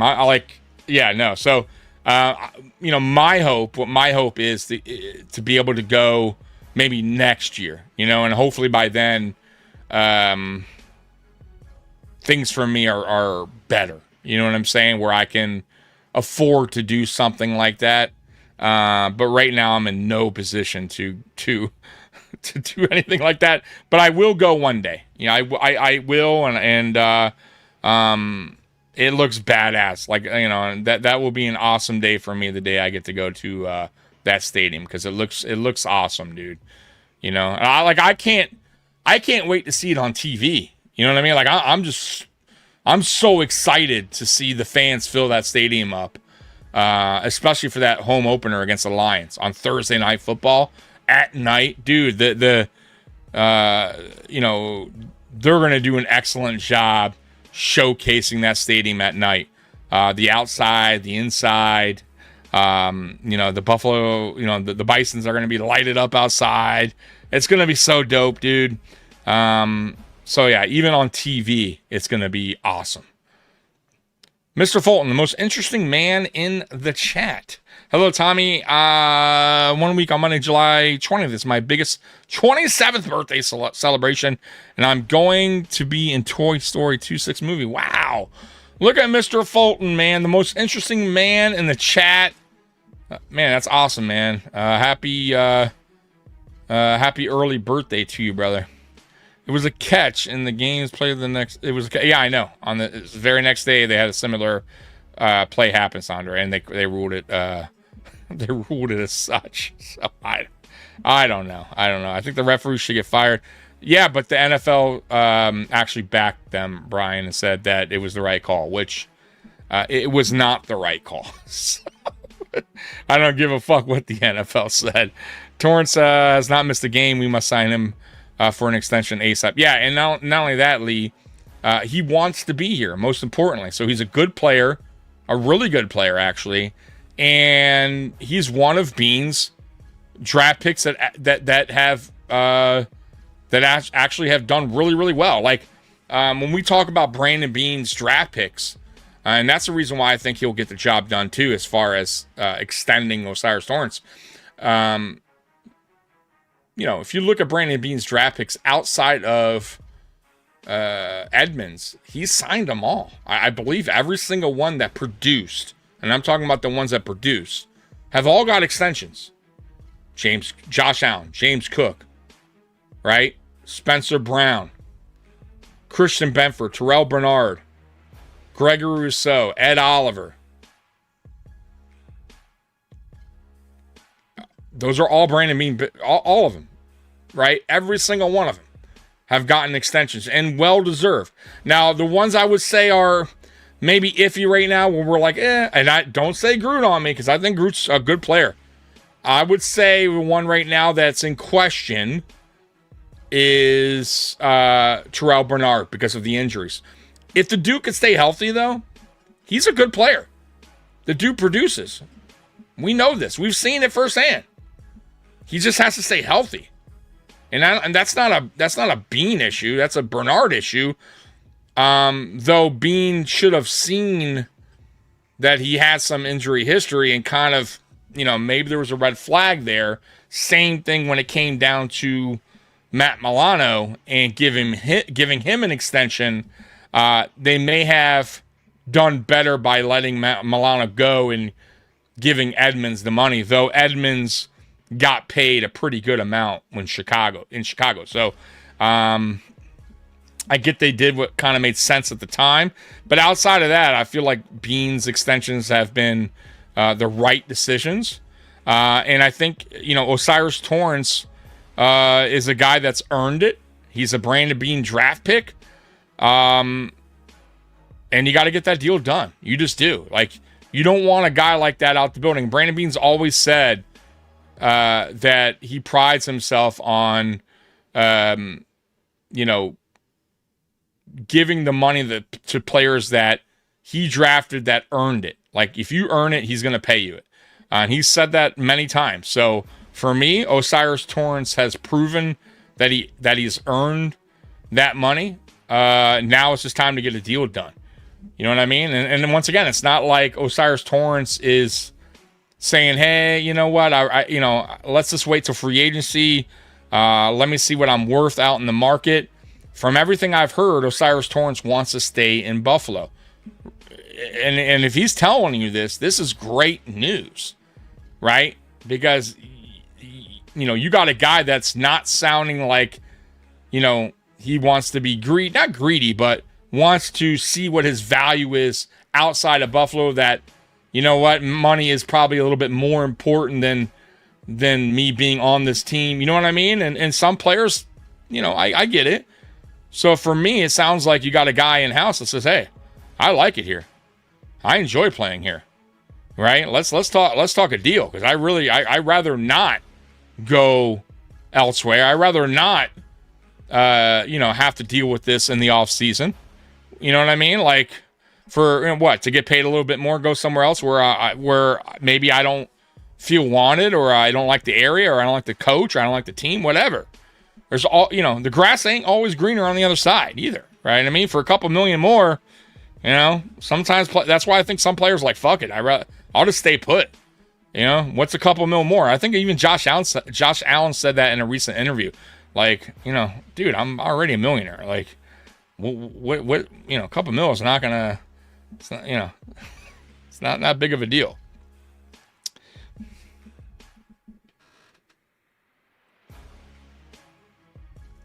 Referees they're not going to get fired. However, if referees do a poor job and the NFL sees that, what they do is normally they take them off of playoff games or, certain playoff games, right? So they can lose money if they do a poor job officiating. But at the end of the day, the NFL backed them on that decision, and it was I just don't agree with it at all. I don't understand it. I don't understand the logic then. Like, you know what I mean? Like, nobody has told me what kind of football move should Brandon Cooks have made with a guy laying on top of him. I don't get it. You know what I mean? It makes no sense. It just doesn't make sense. Was he, like, should he have, like, wiggled, like, around? Like, is that a football move? I mean, I don't get it. Like I said, I get the whole, if you're running, you catch the ball, you just caught it, right? Fine. You got to take at least a step and a half to show that you are doing a football move because you're still running with the ball. You're standing, right? I get that part. Like, that to me makes sense. I understand the ruling there. Because if you just caught the ball and a player comes and smashes it down, peanut punches it, and the ball gets jarred, right, it's not a football move. It shouldn't be a fumble. I totally get it. I totally understand that. But if he made a move, right, a foot and a half, 2 steps, I think they call it 2 steps, right? Then I agree. He had time. He had possession. He was starting to run with it. Then the ball got punched out. Fine. That's a fumble. I totally understand that. But if a player is on the fucking ground, he can't move, but he has possession, how is he supposed to make the football move? What is he? I don't get. What? Wiggle around? Wiggle his feet? Like, I don't get it. Like, it makes zero sense. For me, listen, they got to rewrite the rule then. If a player catches the ball on the fucking ground, or he dived to catch it, and he fell on the ground, and a player comes and dives on top of him and grabs the ball and is laying on it, doesn't matter. The play is dead. It's over. He caught it. He's down by contact. Done. It doesn't matter at that point. It's awarded to the offense. So they gotta change that. Like, at least that's how I would.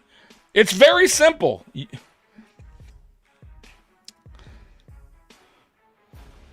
Phone on back here too. Yeah, it is entertainment, but but listen, it's also real. Like, I get what you're saying. It isn't. Sports is entertainment, but WWE is scripted. Let's be real. Now, they're athletes. Like I always tell people, I'm not gonna not say they're not athletes. Those guys are doing some amazing things that I would never be able to do. However, it's still scripted. It's written out. They're going to do this. The referee is going to, get hit from behind. Right? Like, I didn't see an NFL player. I didn't see a Broncos player smash the referee in the back of the head. And then he got up and was like, that's a fumble. That's an interception. Right? Like, he was so doozy from the Bronco player, smashing him with a chair. Like, you know what I mean? Like, it's not set up like that. But yeah, I get your point. But it's still a real sport. Treat it as such. That's all I'm asking. The rules should be the rules, and they should be worded as such. Like, so we all aware of the rules. I just want to know, like, why no? I just want to know. When a player's on the ground How the fuck is he supposed to make a football move? Like, what is he supposed to do at that point? Because as far as I know, when a player hits the ground, if another player hits him on the shoulder anywhere, if it's cleat touches his cleat barely, he is down. He's down. That's it. The play is done. And the other part of the rule, as far as I know, the offense is awarded the ball if both players have possession of the ball. It is always awarded to the offense. So how in the fuck else was that? How was that not a catch by Brandon Cooks? It makes zero sense. It just doesn't. Make it make sense. Greenlight Channel, like LA Rams having all that talent and still get Gary. Yeah, it's look, it's amazing that they got that, but we'll see what happens. On paper is one thing, doing it on the field is another. And look, I'm not. The Rams are Their Rams are a good team, like regardless if they got Garrett or not. So they were going to be a playoff team regardless. They are a stacked team. Obviously, he helps, but it's not a for sure thing. Like nothing in life is for sure. And one thing, except for death, take that back. But in sports, anything can happen, bro. Anything can happen, and some things just sometimes don't work out. So yeah, they look great on paper, but we'll find out. Man, I can't wait for us to play the LA Rams. I really can't wait. Tommy, my guy. Hey, Jacob Spears in the house. Let me hit that train horn for you real quick. Thank you very much. Jacob with a super chat. My dude. All super chats, all of them get the Bills train horn, so I appreciate the super chat, man. Appreciate the love. If y'all don't know, Jacob Spears helped me out with the GoFundMe. I'll be on his channel tomorrow. He's helping me out with the donations. So I'll be on his channel at 6 o'clock tomorrow. So if you guys want to go over there, show some love, he's going to be helping me out to raise the donations that I need to make this move possible. So thank you so much, Jacob. Appreciate you, brother. I've been watching 60 plus years. You're right. I've seen it all during regular season, but playoffs, millions watching. Tommy, how do you think Jim Leonhard defense will do this year in its first year, especially against the run, which was our primary weakness? And is Matt Milano still on the team? No, Matt Milano's gone. Matt Milano's a free agent. I don't think he returns. Nobody's picked him up.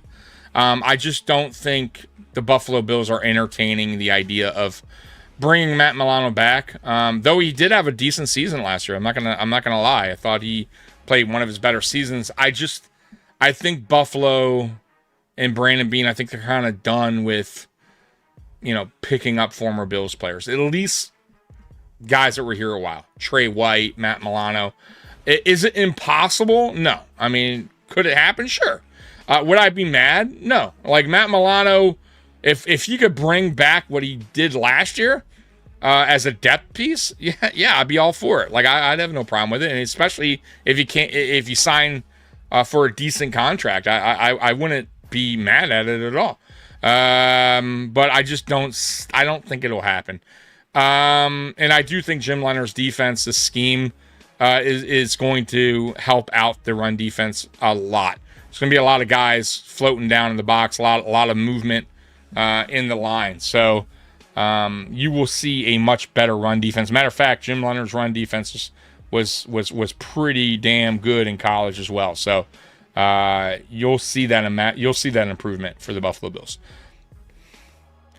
Yeah, we'll see what happens to Bernard. I got to say, too, with the guys that were here already that are still on the team, you got to remember, a lot of these guys are, especially if we're talking defense, because really that's where we kind of concentrate on.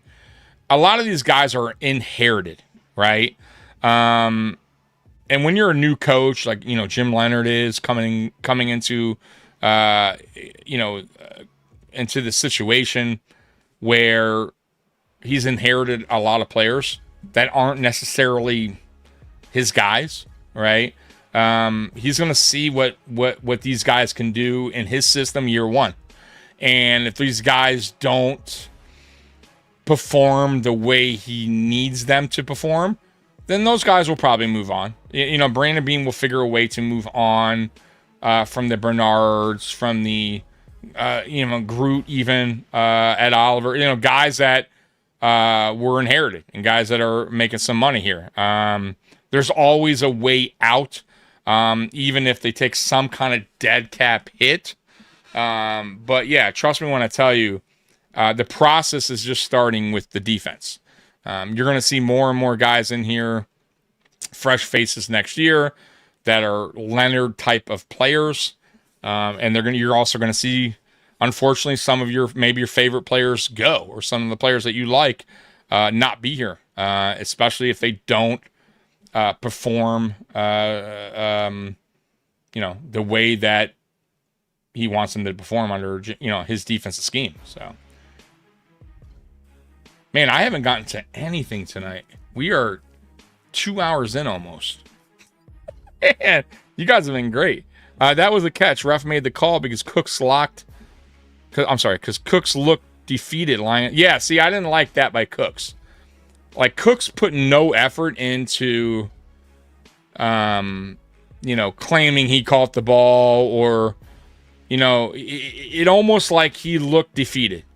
Like you said, like he, like, you know what I mean? Like, he never caught the ball. Like, the ball was, you know what I mean? Like, he made it out like the ref made the right call, and he just jogged off the field. And once again, I don't know if that changes anything. Maybe he could have got up and screamed in the guy's face like Trey White did. Remember that? So, it's not going to do anything for you, right? It's just going to give you a penalty and do nothing. So, yeah. But I still would have liked to see some kind of, reaction better than the one he gave.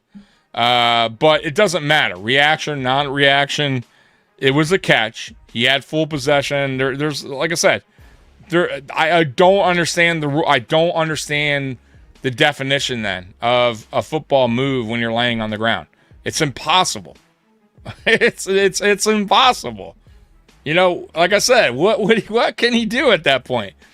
Possession, like wiggle his feet around, like move his head. Like, what is a football move when you're unable to move because you have a guy that's lying on top of you? It's impossible. Just don't understand it. Let's go Buffalo. That's right. Man, I am caught up, I think. WDB on the ticket absolves the league from scrutiny. Tommy, I'm proud of you. You're all caught up in the chat. I am, and that's probably because people left. People are like, this guy's never getting to my comment. I'm out of here. This guy's going to take a year to get to the comment. Oh, man. All right, so let's get to, finally, I'm caught up. All right, let's get to some of the topics for tonight now that we're an hour and 50 minutes in. Boy, I go. This is why Mikey's like, I'm out after 2 hours, bro. I'm not, you mess around too long. We're 2 hours into it. You haven't even got to one thing. Oh, man. All right. So I thought this was interesting. And I don't know if you guys heard about this or read this, but this is Josh Allen talking about the coaching change for the Buffalo Bills, for Sean McDermott leaving and Joe Brady hiring. We've obviously got a new head coach. And so to have those memories being made in a new spot, Allen said, I think change is needed sometimes, especially when we've been close in the past, even going back to 20-ish, 30-ish years ago. Just how close the Bills have been to winning a Super Bowl. I think this is kind of a switch that was necessary, and I'm very excited. I mean, right here. I mean, this to me tells you everything you need to know. The thing I highlighted there in gray. I think this is kind of a switch that was necessary, and I'm very excited. So, he's not going to throw Sean McDermott under the bus by any means. And this is not bashing Sean McDermott at all. Like, Josh Allen's not kicking him while he's down. I thought he handled the question great, the right way. You know what I mean? Without, like I said, punching the dude while he's on the ground, right? Right? But he's right? He's absolutely right. Like, change, is needed sometimes. And you can't keep going back to the well over and over and over with the same results. And, it kind of got to that point. And I said this to Mikey a while ago when we used to bring up McDermott talk about, the Bills should fire him. And I used to say, man, look, we're talking about it now, right? As podcasters. And the radio's talking about it. And fans just in general are talking about it. Eventually, players on the team are going to talk about it. They're going to have that conversation at some point. If not with each other, with their family, with their friends, wife, whatever. They're going to have that talk. And they're going to start having those doubts about their head coach. And trust me when I tell you, it kicked in. It kicked in a couple years ago. And I'm sure these players, the problem is when you have a guy like that coaching a team for that long, and a lot of these guys on the team were there a long time, right? Deion Dawkins since 2017, Matt Milano, right? Josh Allen since 2018. You know what I mean? Trey White. Jordan Phillips was, back and forth on the Buffalo Bills. He was there for a long time. Jordan Poyer. You know what I mean? You got guys that, eventually looked at McDermott more than just a coach. You know what I mean? They looked up to him, right? Or looked at to him like family. And I understand it, and I get it.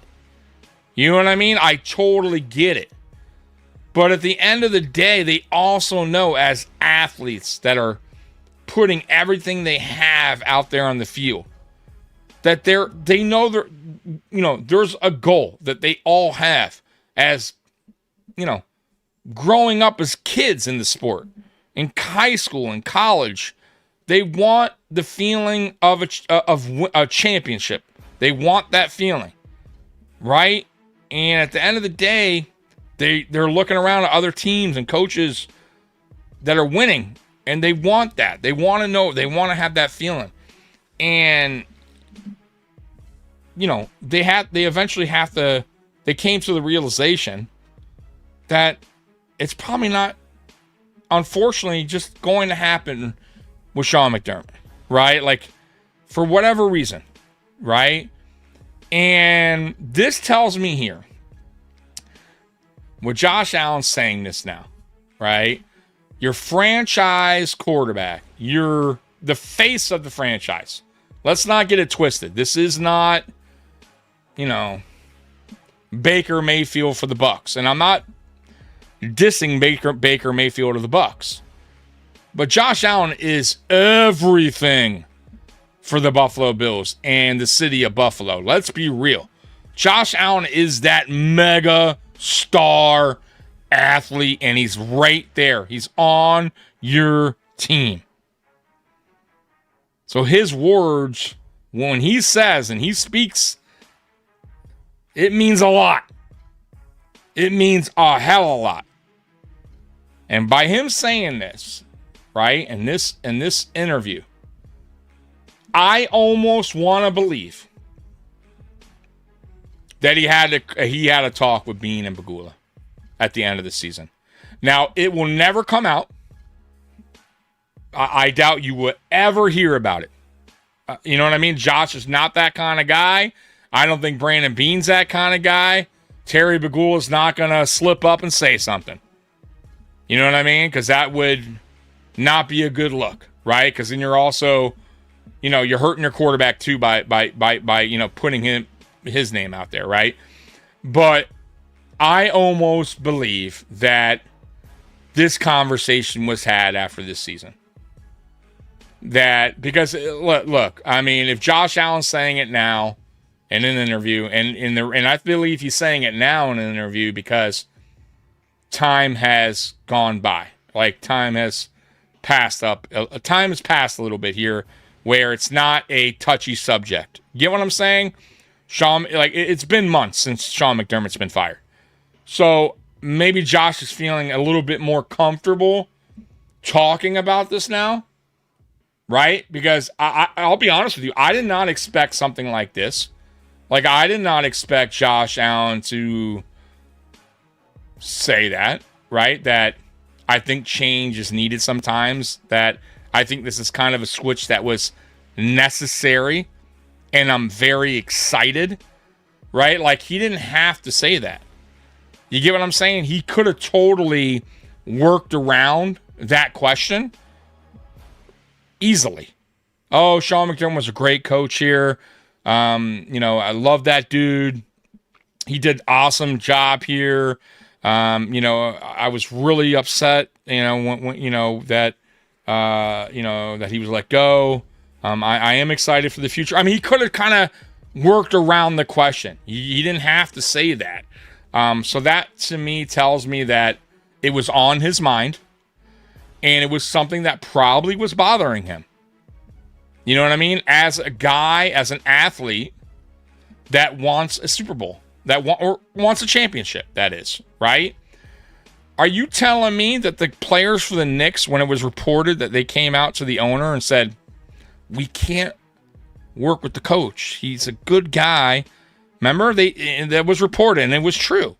And matter of fact, the owner came out. I'll talk about that in a minute. But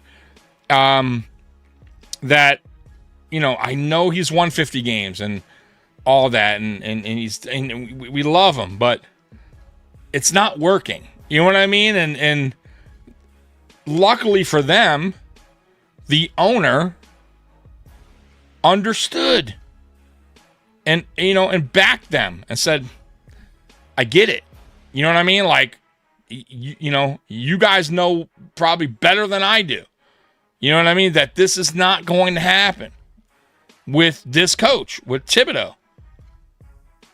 And now I'm not saying Mike Brown's this great coach, but Mike Brown understood what it took to at least get to a championship. Right? He had at least that pedigree. Right? He knew what it took. And not only that, he understood probably more about,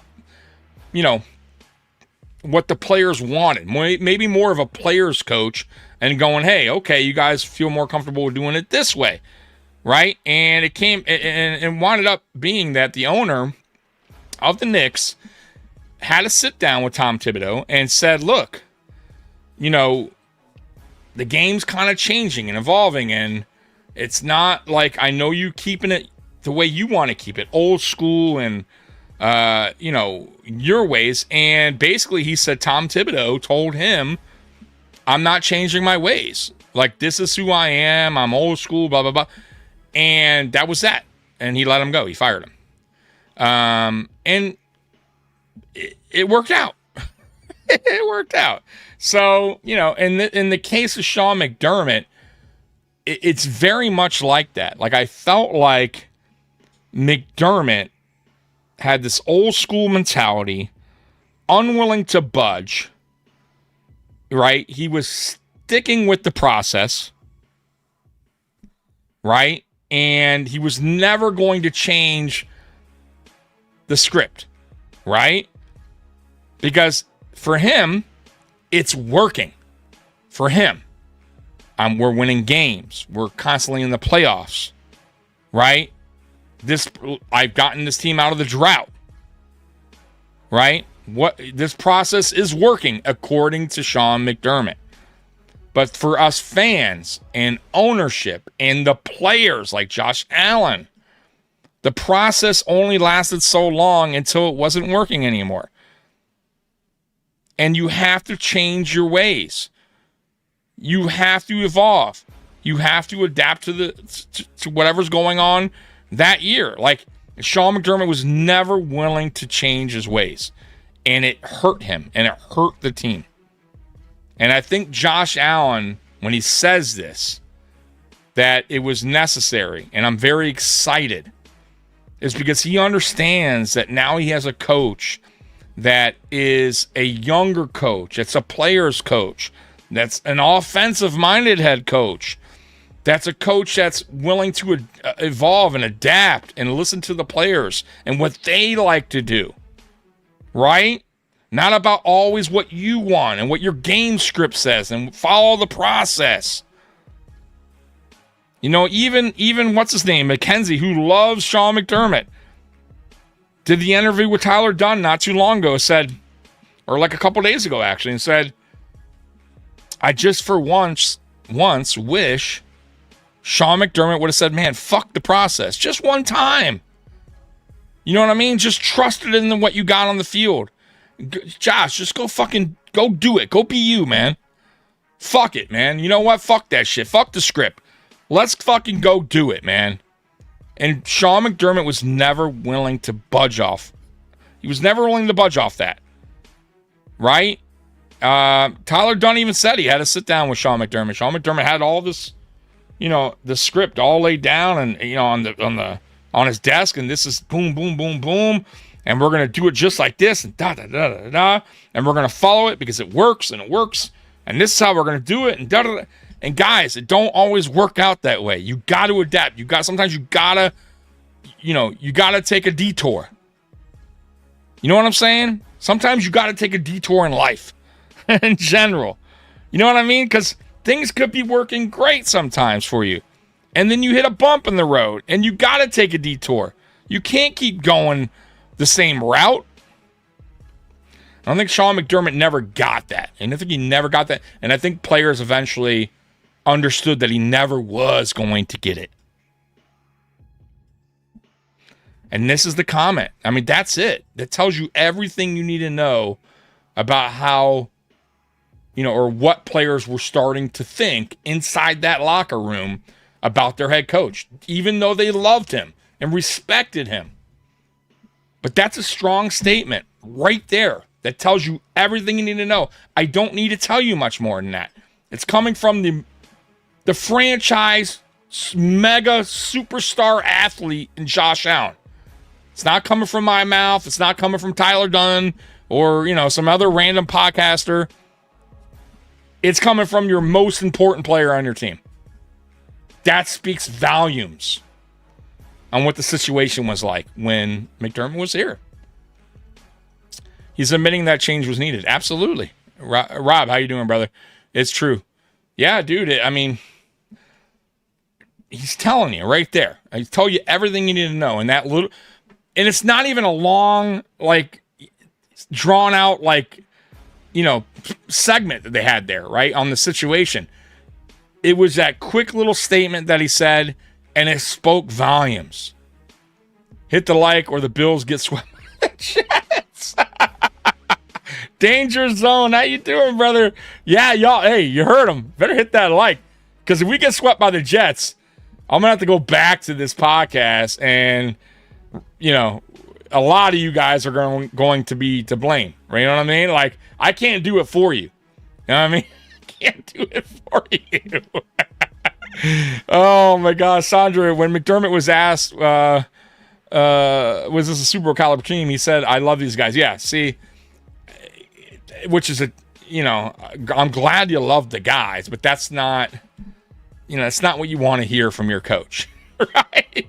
It's not really like, you know, this is not good. You know what I mean? Hey Tommy, what's going on, Matt Chatter? How you doing, brother? Twins, he didn't answer what? Me? I didn't answer what question? He never takes accountability. Did I miss a question? No, I don't know if you're talking about me. Anyways, let's get to the next thing. I thought that was interesting from Josh Allen. Okay. Let's get to the next thing. I don't have a lot today, but there's some things McDermott. Okay. All right. Let's get to the next thing. So it's I think this one's pretty cool. It's a 2026 NFL season picking breakout candidates for all 32 teams. All right. And then, by the way, we haven't even got to the main topic today, which is the 25 bold predictions for the 2026 Buffalo Bills season. So if you guys are still here with me, cool. If not, I understand. You guys can watch the replay. But it looks like I'm going to be on here till at least another hour, right? Close to it. So, Tommy, I got to pee like never before, but I keep getting busy. All right, let's get to the next, man. Let's get to this. I always find some interesting articles I love going through with you guys, man. All right, 2026 NFL season pick and breakout candidates for all 32 teams. All right, so let's see who they pick for the Buffalo Bills. Breakout candidate for the Buffalo Bills. And look, we're first on deck.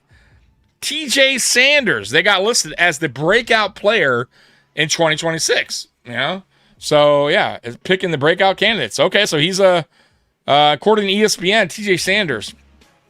It says, let's see here why they think it says, luckily that makes Sanders a much more natural. Okay, so it's, I'm sorry.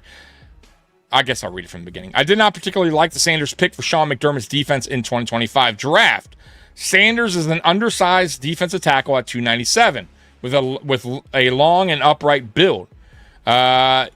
He's at his best slanting, stunting, and occasionally lining up as a big defensive end in sub packages. In fact, he did just that when he returned from a knee injury to discover a Bills team with a ton of injuries issues on the edge. Luckily, that makes Sanders a much more natural fit in new defensive coordinator Jim Leonhard's defense, which uses 3 down fronts and needs big defensive ends to draw multiple players in pass protection while blitzes land from the other sides of the line.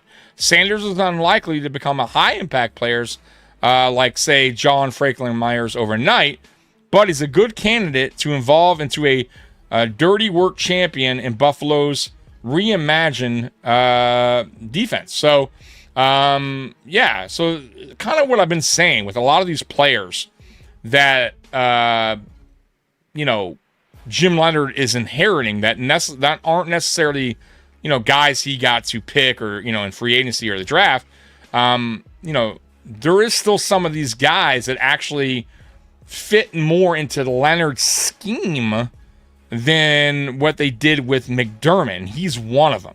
So that's why they have Sanders down as a potential breakout candidate in 2026. We really need to discuss, are we okay? We good? Patriots are a Super Bowl team, but then great all season plus. Yeah, listen. I'm not trying to work. I'm worried. My concern is right here, is the Buffalo Bills, right? And it's all about us and what we can do, right? And I feel like just like the Patriots got better by adding A.J. Brown, we also got better by adding DJ Moore, right? So let's not forget about that when we're talking about the additions of what this team did in the offseason. Last year, you know, look, they had Stephon Diggs, and we didn't have a Stephon Diggs. We didn't have a 1,000-yard receiver. We split the series with them. Both good games. And they're going to be both good games this year. Even with the addition of A.J. Brown, we have now DJ Moore. So, look, they're going to be good games, right, when it comes down to it. But I'll take Josh Allen over May. You know what I mean? Now, that's not a rip on May. May is a up-and-coming, you know, could be an up-and-coming superstar quarterback. I mean, he looked really good last year, though in the playoffs, he did not look too good. But I expect him to have a bounce back performance, you know, heading into the season compared to what he did in the playoffs. But they also have a very tough schedule, right, compared to last year, where the Buffalo Bills, if you go back on that schedule of the Patriots, were really their toughest opponent and their biggest win. I mean, their biggest win, you know what I mean, of the regular season. So, and we split them, you know, so, and we had a much tougher schedule. So let's see what the Patriots do with a much tougher schedule this year. But, you know, right now, look, you know, we got to concentrate on what we got here And if we do our job, we can compete and beat anyone on any given Sunday or Monday or Thursday. And occasionally on Friday. Oh, man. Yeah. People forget that. All right, so Miami Dolphins.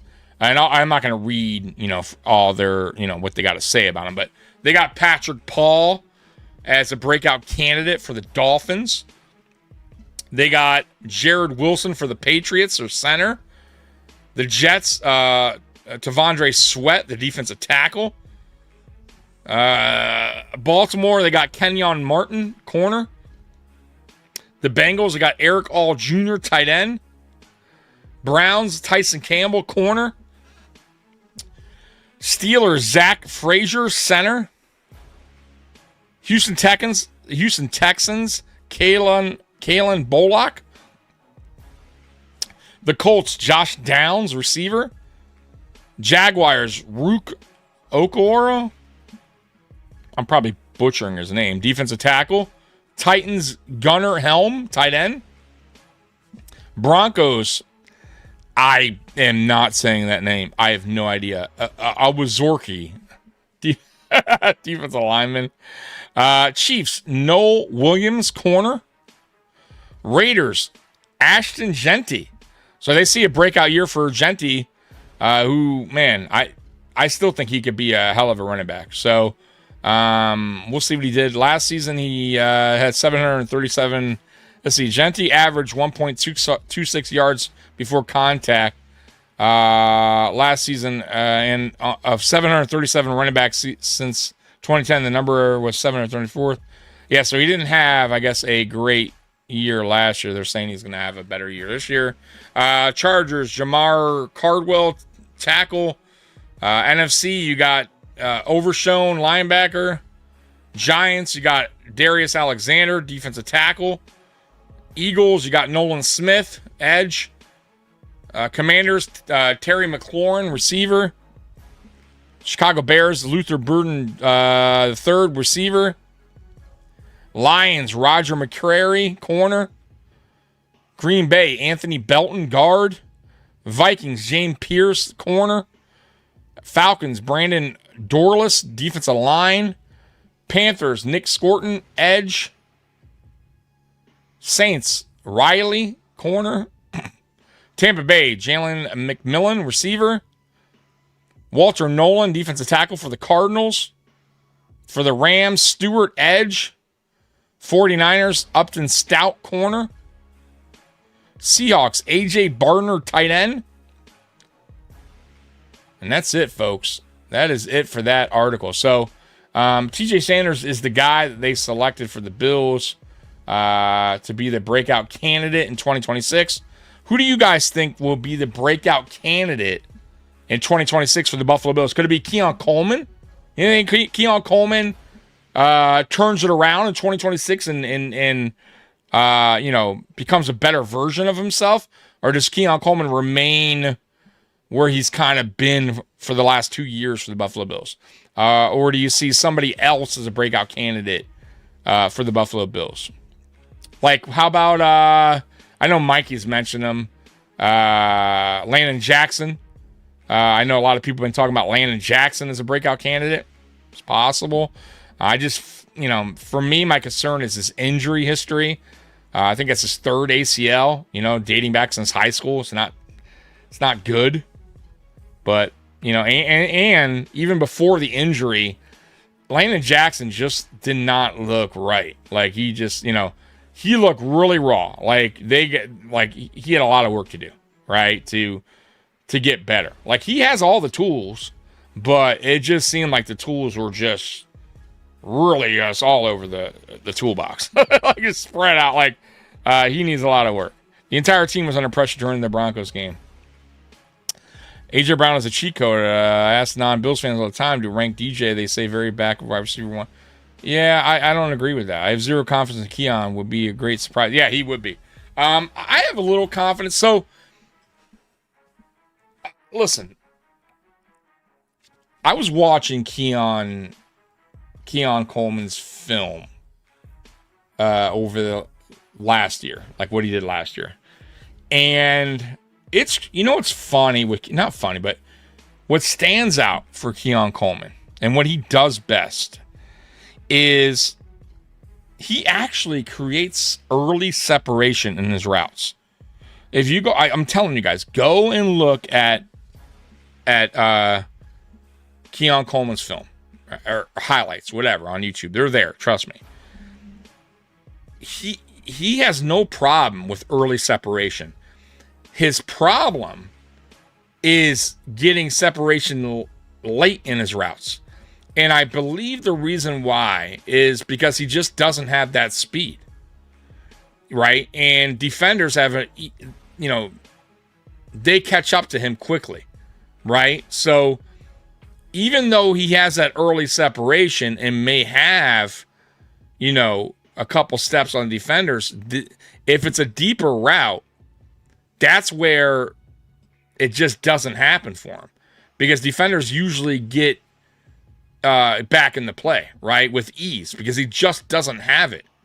Now, what I've seen good from Keon Coleman, because of the early separation that he gets in his routes, what he thrives in is slants, crossers, right? And I'm talking 5-yard slants, 6-yard slants, crossers that are 7 yards. You know what I mean? Boxing out. That's another thing that he's very good at. If you ever see a box out play for Keon Coleman, he's getting the ball. He's a bigger receiver. He boxes out really well because he played basketball. He understands how to do that. And if the Bills can understand where his strengths are and just utilize that, Keon Coleman will be productive. It's as simple as that. But if you're expecting Keon Coleman to be this great route runner, especially going deep, right, being over the top receiver, it's never going to happen. That's just not his skill set. He just doesn't have that speed, right? So for me, go back, like I said, watch the film. His footwork, getting off the line, creating that early separation, it's there. It's there every fucking time. He does a great job at it. But if the Bills try to, it's when the Bills, Joe Brady, try to open this route tree for him that just doesn't fit what he does well or what he does best, is where Keon Coleman struggles. So they're trying to get him to do things that he's just not good at. Right? You know what I'm saying? So for me, take that away, right? Shorten up that route tree. Get him involved in what he does best. Slants, crossers, box outs, right? Use him in the red zone a little bit on those box outs. He does those very well. Get him in the red zone on slants. He easily boxes out receiver on slants. Easily. With ease, I'm telling you guys. So he's not as bad as fans want him, make him out to be. It's just he's not giving the best opportunities to showcase what he does well. So that that's as much as I could tell you on Keon Coleman. And some of you guys are gonna be like, oh fuck it, he fucking sucks. And listen, that's okay. That's your opinion. But I'm telling you, I don't think Keon Coleman sucks, and I don't think he's this bad football player. I think he has a certain skill set that he does very well, and I think there's other things that he just doesn't do well. Stay away from the things that he doesn't do well, and get him to do things that he does well. It's very simple. You know what I'm saying? Game scripted for him that way. You don't have to ask too much from Keon Coleman, is what I'm trying to say. He's not the number one. We all know this, and I'm sure he knows this. But once again, that doesn't mean he can't be productive. He most certainly can. We've seen this. We've witnessed this. This isn't like Keon Coleman's never had a good game. You know what I mean? That he's never had good catches. That he's never done the things that I told you that he's done really good at. Remember the slant that he took almost to the house against the Ravens first week? Remember that? But because he lacks the speed, he got caught up. But that, if you go back to that play, the opening that slant is where he creates a space early in the route. You catch him early in the route, then you got a guy that's a big body receiver that may shed off or break a tackle, get some yards after catch. He'll get caught up, but I'm good with that. He's productive, right? He's getting me yards. Don't ask him to do things that he's not comfortable doing or he's not doing, that he just doesn't do well. And I think Joe Brady has to understand that. And I think Carmichael will probably understand it more than Joe Brady did, if that makes sense. Carmichael's been around the league very long time. I think he's going to understand what Keon does best, right? And utilize that on the field. But if they don't, they don't. You know what I mean? If they don't utilize that, then you're going to get the same on Keon. You're going to get the same results. You understand? Stevie Johnson said Coleman will have 200 more yards this season. It's possible. Look. Once again, we've seen Keon Coleman produce. This is not like Keon Coleman's never had games where he that he hasn't produced. He has shown the ability to make plays. He's shown the ability to be a difference maker or a playmaker. But you got to put him in the right position to succeed. That's all. It's as real simple as that. I'm telling you guys.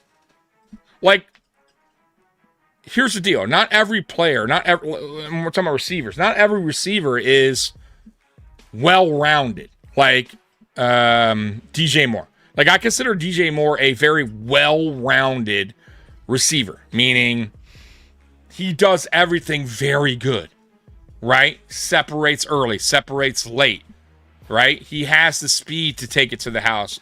He can go over the top. He can do slants. He's big enough to box out, right? Like, he can, good hands. Like, you can rely on him to do almost everything, right? He can block well as a receiver. Like, he's a well-rounded, gifted receiver, but not every receiver has those abilities, right? Some receivers are over the top only, right? They're not great. Like, they don't have a lot of, the route tree is not a big route tree, right? Like, they do a specific thing very well. You know what I mean? They're over the top. That's it. They got the speed. Boom, gone. Right? Some are more slants, right? Bubble receivers, right? Like, that's what they do well. Yards after catch, right? And that's where, as a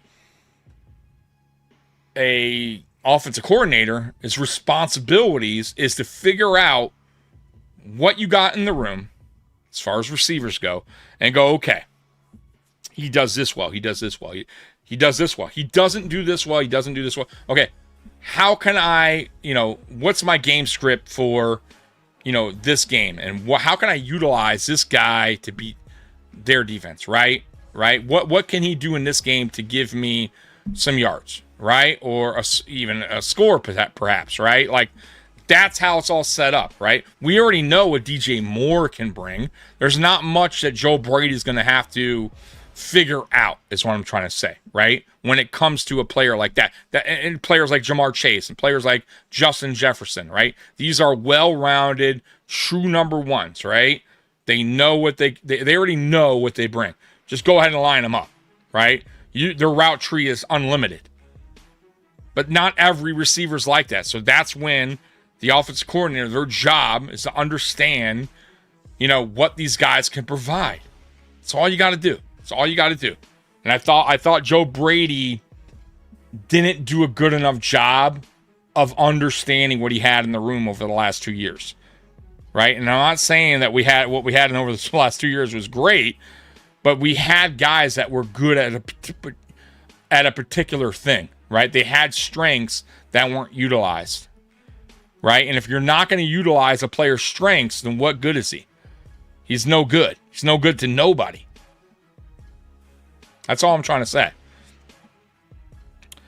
Moore doesn't need to bounce back here, bro. Moore was fine last year, bro. Moore was the go-to receiver in Chicago when they needed a play.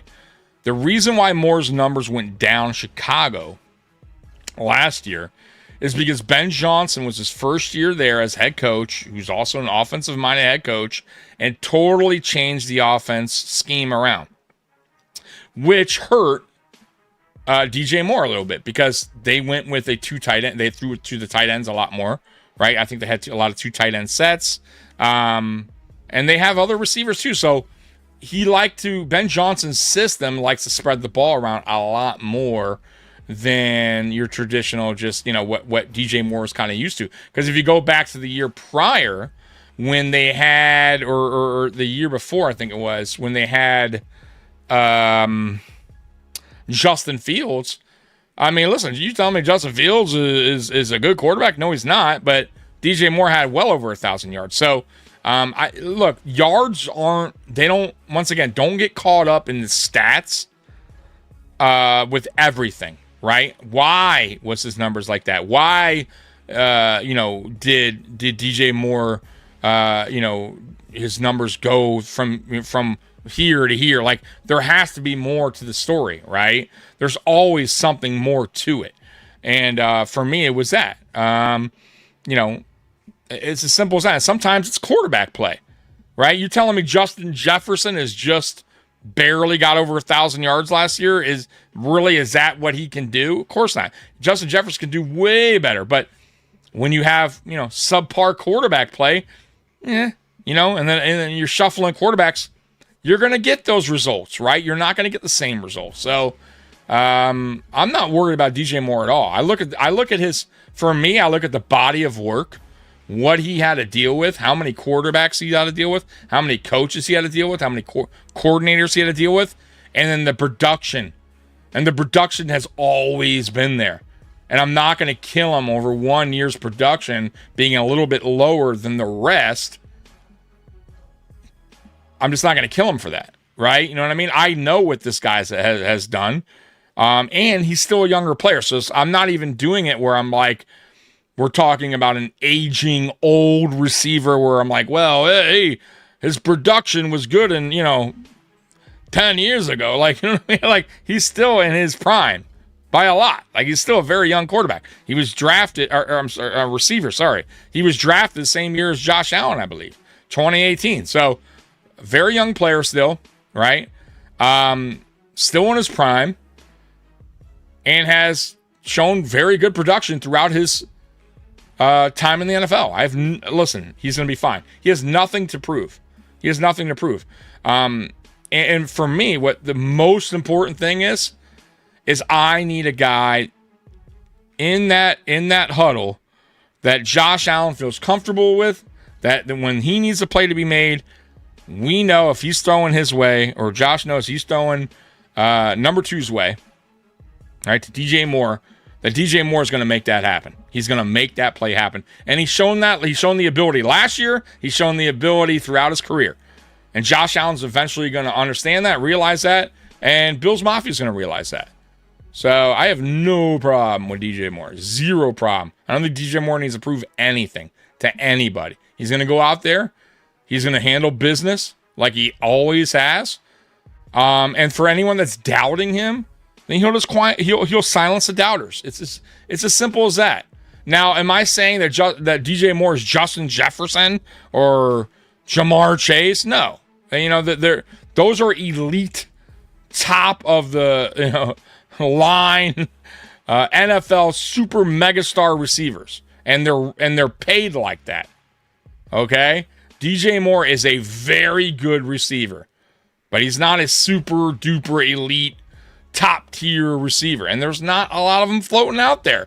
But I'll take the very good receiver who's put up production with subpar quarterback play and multiple coaches and OCs. Yeah, if you could do that and still produce, dude, I'm a fan. I am a fan. Like, I take that shit very serious when I evaluate players, and that there stands out to me more than anything. More than anything, production on what you were given with, right? What you had to work with. You know what I mean? Like, dude, like, think about it. Like, if somebody goes out and tells you to paint a awesome picture the most beautiful picture and they give you the cheapest paint, but yet you still go out there and paint a beautiful picture. You know what I mean? Like giving shitty brushes and cheap paint, but yet you still go out there and you produce and you make it happen. For me, that's an artist, and I commend him. That's how I look at it. It's as simple as that. Right? You know what I mean? Like, that's how I see it, man. I know not everybody sees it the way I do, man. I get it. But I evaluate a lot different than just stats and analytics. I think, look, they come into play, they matter, but they're just part of the story. And I think a lot of us get caught up in just stats and analytics, and that's the way it is, and that's the way, and he sucks or he's great just because. There's more to it. There's always more to it.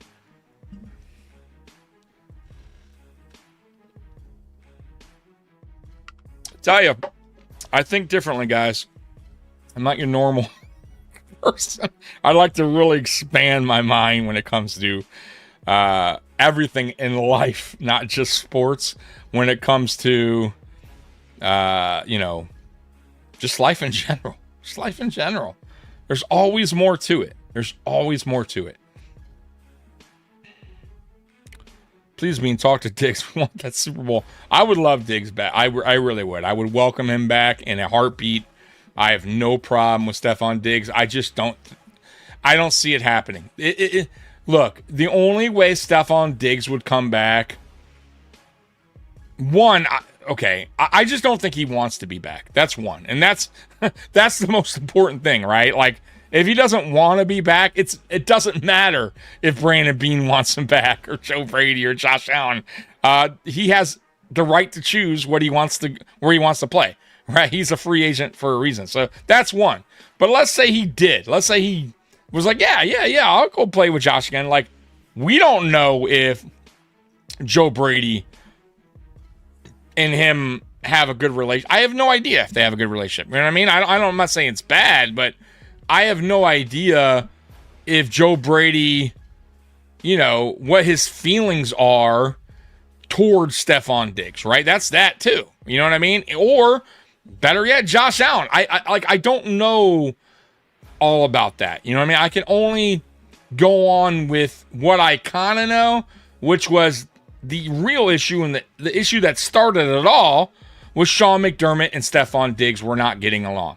And Sean McDermott did not want Stephon Diggs on the football team, and he told Brandon Beane, get him out of here. And that's exactly what he did. So, yeah, I think I don't see it happening. But if it did, it would be because we had an injury at camp, maybe. I guess. I mean, I don't know if you guys heard, but like it came out like, I don't know if any of it's true. And, but I guess he was his personal assistant or chef. I don't know what he was, but a gay guy. And apparently he submitted a bunch of emails and texts from Stephon Diggs showing proof that he SA'd. I can't say the word because YouTube will demonetize me. That he, I'll just say SA him. And that he has proof and he submitted them to court. So hopefully for Diggs, that's not true because that is not good. But that's the other thing too. Like, he has that, I don't, whatever's going to happen there. I have no idea, but he's still a free agent. Right. And I have to ask why. He's 1,000-yard receiver last year. It's not like he fell off and he was terrible or he got another ACL injury or he had 500 yards last year. Like, the dude still had 1,000 yards. Like, he still could be used, right? He still has production. He still has a little bit left in the tank. Like, you know what I mean? Like, a team could get something out of him. But, of course, you got to ask yourself, why has he not been signed? Right? He said he wanted to go and play for Washington, who Seems like they desperately want a receiver, yet he's not signed. It's really odd. You know what I mean? Like that. There has to be something more to it on why you got a 1,000-yard receiver still floating out there. Now, I understand why Tyreek's still floating out there. You know, coming off a gruesome injury. Teams may not know when he'll even be available, right? Or if he'll be the same. Plus, he has off-field issues as well. Like, I get that. But Stephon Diggs, like, he already kind of cleared the off-field stuff in court. Now, I know they got this other court thing going, but that's civil, I believe. But the NFL already said they're not suspending him. Like, he's good to go. So he's cleared.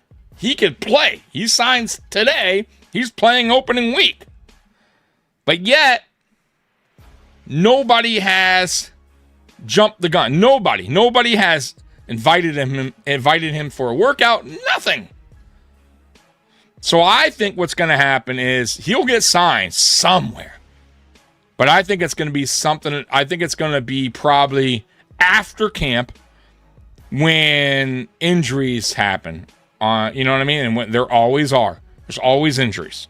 Or in preseason. Somebody will scoop him up. And same goes with Tyreek Hill. But I think Tyreek Hill actually gets picked up during the season at some point by somebody when a receiver goes down. You know what I mean? And Tyreek will probably sign a cheap 1 year, not cheap, but a decent, contract for them for the remainder of the year.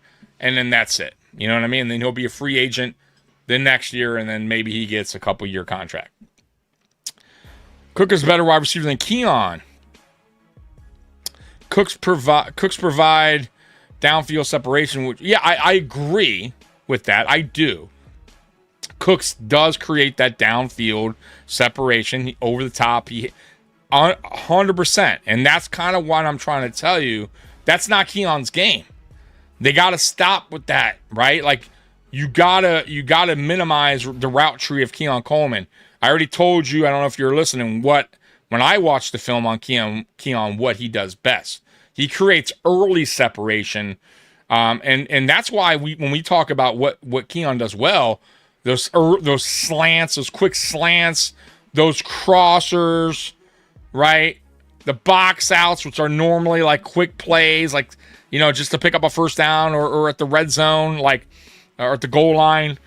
Those are the plays he thrives best at because he creates that early separation. Problem with Keon is when you're getting in these certain routes that are longer in the route, defensive players, they have an easy time, catching back up into the play. So getting back up into the play. So that's where Keon suffers because then he's not creating downfield separation, right? Brandon Cooks, on the other hand, can create downfield separation because he has the speed. My problem with Brandon Cooks is his hands are, he has like stone hands at times. And, you got to be reliable if the ball's going your way. So that's my only problem with Brandon Cooks. He has to work on that.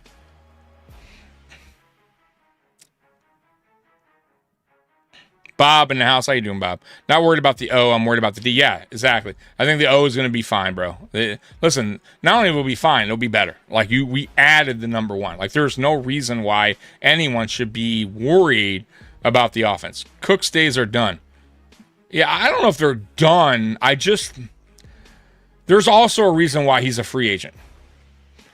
Guys, I just throwing that out there, right? Like it's not like, trust me when I tell you, he's not just waiting for the Bills. If a team came around and said, "Hey, we'll pay you for one year," he's looking for work, right? He's not that kind of player where he could be, "Hey, man, I'm gonna wait. You guys," like, he's not getting all these callers, right? You know what I mean? Like, if he gets a call, he's taking the gig, right? So there's a reason why he's floating around there, and there's a reason why there's a lot of players floating around there. They got red flags, right? Or some teams just don't feel like it's an urgent signing, like that they have to have this guy right now, because they may feel like they got better opportunities, cheaper opportunities that are already on the team.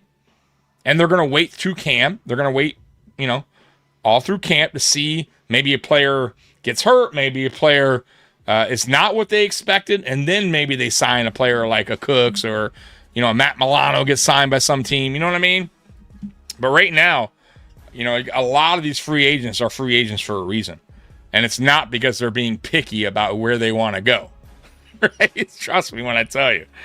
Dixon be a good signing for a year, but he might choke. Cook, I don't know. I would want to bring him back, to be honest. Yeah, I get it. Some people don't want him back. You have DJ. You have DJ Moore. I don't think Diggs is coming back. By the way, thanks for Mac Truck Hollins. He's good. Mac Hollins? Yeah, dude. Mac Hollins. Dude, I like Mac Hollins. Mac Hollins is a good dude. I think he was a perfect fit for New England for a young quarterback. He's a good locker room guy. Sideline guy, like motivation. You know what I mean? Like, and he's not a bad player either. Like, he's good on special teams. He's not bad when couple passes a game. Like, he could, we had no problem with Mac Hollins here, but he moved on. You know what I mean? And Mac Hollins Mac Hollins is a journeyman at this point. He's been around the block. He's been around. It's not just the Bills. He's been around multiple teams. So when he leaves the Patriots, he's going to go somewhere else. Like, that's just kind of what Mac Hollins does. But I think he landed in the perfect situation. I think the Patriots got a perfect player for a young Drake May that will help him out as well. You know what I mean? There you go. But it's not thanks for us. It's not like we traded him to you guys. He was a free agent. We moved on. You know what I mean? He moved on. And he got paid pretty good, too. So good for him. I had no problem with that. Big Papa Bill. Hey, Tommy. How would you feel if Leonhard is the mastermind that could finally fix our defense and the following offseason takes a head coach and finding out Paguli wasn't willing to pay him his worth? He takes a head coach. You mean he gets hired as a head coach somewhere else? And Paguli wasn't willing to pay him his worth. I don't know. See that, but that's a hypothetical. I can't even answer that question. Listen, at the end of the day, if Jim Leonhard, by the way, Big Papa Bill, just like any OC or DC in the NFL, their dreams are usually to become a head coach at some point, right, in their career, right? Let's be real. The majority of them, that's what their dream is, right? Not just to be a coordinator. And if they're really good, great coordinators, the likelihood of them getting a head coaching job somewhere else is pretty high. So yeah, like I don't think that would come down to Pagula being cheap or anything like that. That would just come down to Jim Leonhard did an excellent job here, and teams are willing to give him an opportunity to become a head coach. I mean, look at Ben Johnson. Look at the coach for the Jets that was a coach for the Lions. I forget his name, Aaron Glenn. It happens, right? The coach for Kubiak for the Seahawks, right? So you can't force them to stay in Buffalo, and they're not going to fire Joe Brady to give Leonhard the job, right? That wouldn't even make sense unless Joe Brady really shits the bed and the defense is just so fucking awesome. And Leonhard just seems like to be a guy that, you just cannot let leave the building, that he has the potential to be a great coach. And Brady just did that poor of a job, then fine, I get it. You know what? You maybe roll the dice there and just say, fuck it. I know it's only been a year, but Leonhard, we're gonna go ahead and fire Joe. But the likelihood is small, bro. So I think there's more likelihood that Leonhard does a great job here, and is probably only here for a couple years and then bounces. But hopefully for us as Bills fans, he does such a great job. We won a Super Bowl, and I don't give a fuck after that. I could give two shits where Jim Leonhard goes. You know what I mean? If we accomplished what we needed to accomplish, right? You know what I mean? I just hope at that point they find a coach that can, a defensive coordinator that can somewhat fill his shoes. You get what I'm saying? Like that would be the hope afterwards, but it's way too early in the game to be talking about that. There's no, I think Diggs still has something left in the tank, bro. I disagree with that. Washington, I heard choke. Yeah, I don't get the,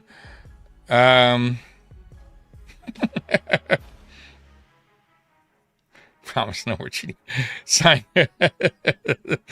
Promise no more beating up your Chiefs, bro. That's my dude, man. Yeah, Weston is a good guy, man. I have no problem with Weston. Weston likes to kick it, have fun, man. He's it's crazy. Even though he's a Chiefs fan, he is a big time supporter of this channel, and I got nothing but love for that dude, man. Sign Cooks, Keenan Allen. We need one more. See, I know this is not a popular take or opinion, but I'll be honest with you. I would sign DeAndre Hopkins over those three guys, or I'm sorry, over those two guys. I think D-Hop, yeah, he's out of his prime, but I think D-Hop still has the great, one of the greatest hands in the NFL. The dude, if you throw a football his way, he is catching that fucking football. And I still feel like he could provide something for this team. So yeah, I would welcome him over Brandon Cooks. I'd welcome him over. Now, Keenan Allen, I don't know. You know what? I take that back. Keenan Allen's interesting, though. I think he's also a guy that is out of his prime. I would take him over Cooks as well. Like, I wouldn't even hate Keenan Allen either. I just don't. I don't know. Something about Cooks, man. He doesn't do it for me. Now, if he comes back, I'm not going to hate it. I'm not going to hate on him. I think he still can provide something for the team. I thought he provided something last year, right? He gave us a little something. But I just want to be over thrilled. And I'm not saying I'd be over thrilled on Allen or D-Hop, but I think they provide a little bit more, in my opinion, than what Cooks can and their skill set. But, to each his own. I think everyone has their opinion on these guys and how they see each guy. Paul, maybe teams are afraid of his off-field behavior, or maybe he's asking for too much money or length of contract. Who are you talking about? Stephon Diggs? Listen, I think Stephon Diggs knows, if that's who you're talking about. I think, unless you're talking about Tyreek Hill. But I think Stephon Diggs at this point understands. I think he's smart enough, because he's not a stupid guy. I think he understands at this point in his career that it's going to, it's going to be a one-year deal wherever he goes, right? He understands what's happened his off-field incidents. He understands that teams are looking at that, as far as reasoning on why it's only a one-year deal. They're also looking at the fact that, yeah, he is an aging receiver. He's not old by any means, but you got to put all that, you got to take all that into, put that into play. So, he understands that, and I don't think he cares about that. You know what I'm saying? So now, if you're talking about Tyreek Hill, what Tyreek Hill's gonna need to do is he's gonna need to do a one-year contract too, and I think that's what's gonna happen. And it's kind of like a prove it deal. And I think what he's gonna do is gonna wind up. He's either going to prove he still has it, or if he goes out there and he just doesn't have it anymore, then that probably will be it for him. You know what I mean? But if he goes out there and balls out, and it still is the kind of Tyreek Hill that we remember, then he'll get a long-term contract somewhere else. You know what I mean? But because Tyreek Hill, let's be honest, when he is, when he was healthy, he's a beast. Like the dude is a phenomenal player. You know what I mean? But does he still has it is the question. And you also got to worry about the off-field stuff when it comes to Tyreek Hill. Though, to his credit, I haven't heard much from Tyreek Hill this offseason as far as, domestic or getting in trouble or pulled over or, you know what I mean? Like, it's been kind of quiet in the Tyreek Hill camp as far as I know. You know what I mean? Cooks has a career drop rate of 3%. I think it's just took... No, dude, he's also had some major drops in some key games. Go look. When he played for the Patriots, he had a key drop, I believe in the Super Bowl for a touchdown, or it was a playoff game. It was a big-time drop. He's had some big drops, bro, and he had big drops here too. For some reason, it just seems like I don't know if he has small hands. I don't know what the problem is, but he just seems to the ball kind of moves around a lot. You know what I mean? He doesn't secure the catch instantly. You know what I'm saying? And go back and look at last year's film, man. He was just bobbling the ball constantly. It just never seemed to be a clean catch when it came to Brandon Cooks. King Volts, the Bills are stupid if they don't re-sign Diggs. We still need more at receiver position because of the injury. Yeah, I mean, I get you, but there's a reason. I'm with you. I would sign him if he's willing to sign. But remember, and I said this earlier, he may not want to play in Buffalo. You know what I mean? So maybe Buffalo does want him, but if it's up to him. Matter of fact, it's up to any free agent player, right? To go and play whoever they want to. So, one, we don't know if he even wants to come back. He hasn't really said he wants to come back. You know what I mean? I haven't heard that, right? And two, we don't know if Brady wants him, right? So we don't know that, right? But if those two want, if Diggs was cool with it, and Bean was cool, and Brady was cool, then yeah, I'm all for it. I'm all for it, and I wouldn't be mad as a fan. He absolutely would help this team, no doubt about it. But if those two they're not hey, no, we're good. You know what I mean? It was cool playing for you. Yeah, it was good. Thanks. We appreciate it. It's just, then it's not going to happen. It doesn't matter. You know what I mean? What we want. You know what I mean? So, but I get what you're saying. I do. I respect that. Cooks is small. He took a big hit against Philly in the Super Bowl and got knocked out of that game. Yeah. Once again, I'm not saying Brandon Cooks is a bad player. He's had some pretty good years actually throughout his career, but I'm just not crazy about Brandon Cooks. You know what I mean? I don't hate him, and I wouldn't hate the signing. Once again, I'm not going outside and lighting fireworks. You know what I'm saying? Bell is injury prone. Yeah, so not really. Okay, so the problem with Skylar Bell, and the only, I would say, concern, and it's not even a major injuries that he's having, King, it's a soft tissue injury that he keeps having, right? Hamstring. But it's the same leg, apparently. And he's had it in college. Now he's had it in the NFL.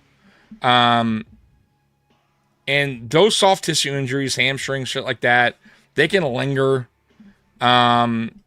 So, whatever that is, whatever's going on there, he has to figure out, and the Bills have to figure that out, right? That's why they got strength and conditioning coaches for, right? To go, why is this happening, right? Why, especially the same leg? Why is this reoccurring? Why is this a reoccurrence, right? This should not be a reoccurrence. You have to be doing something wrong, or maybe we need to treat this better. You know what I mean?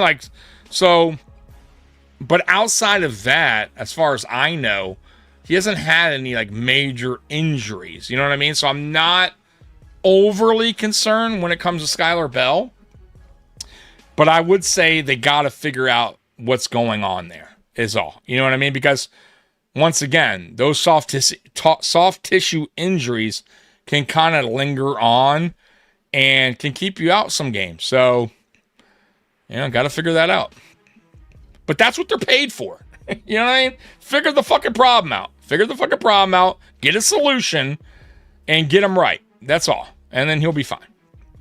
Spags, Salah, Raheem Morris, and McDonald's are better the coordinators than head coaches. That is true. Now, there is occasions where that happens, and I'm with you. Like, and I say that too all the time. Like, they get their opportunities, and sometimes they just come to learn that, coaching, NFL head coaching is just not meant for them.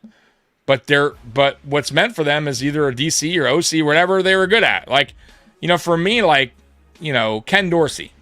For me, his calling card for me is quarterback coach. I feel like he did an excellent job with Cam Newton and Josh Allen, right? Phenomenal, really.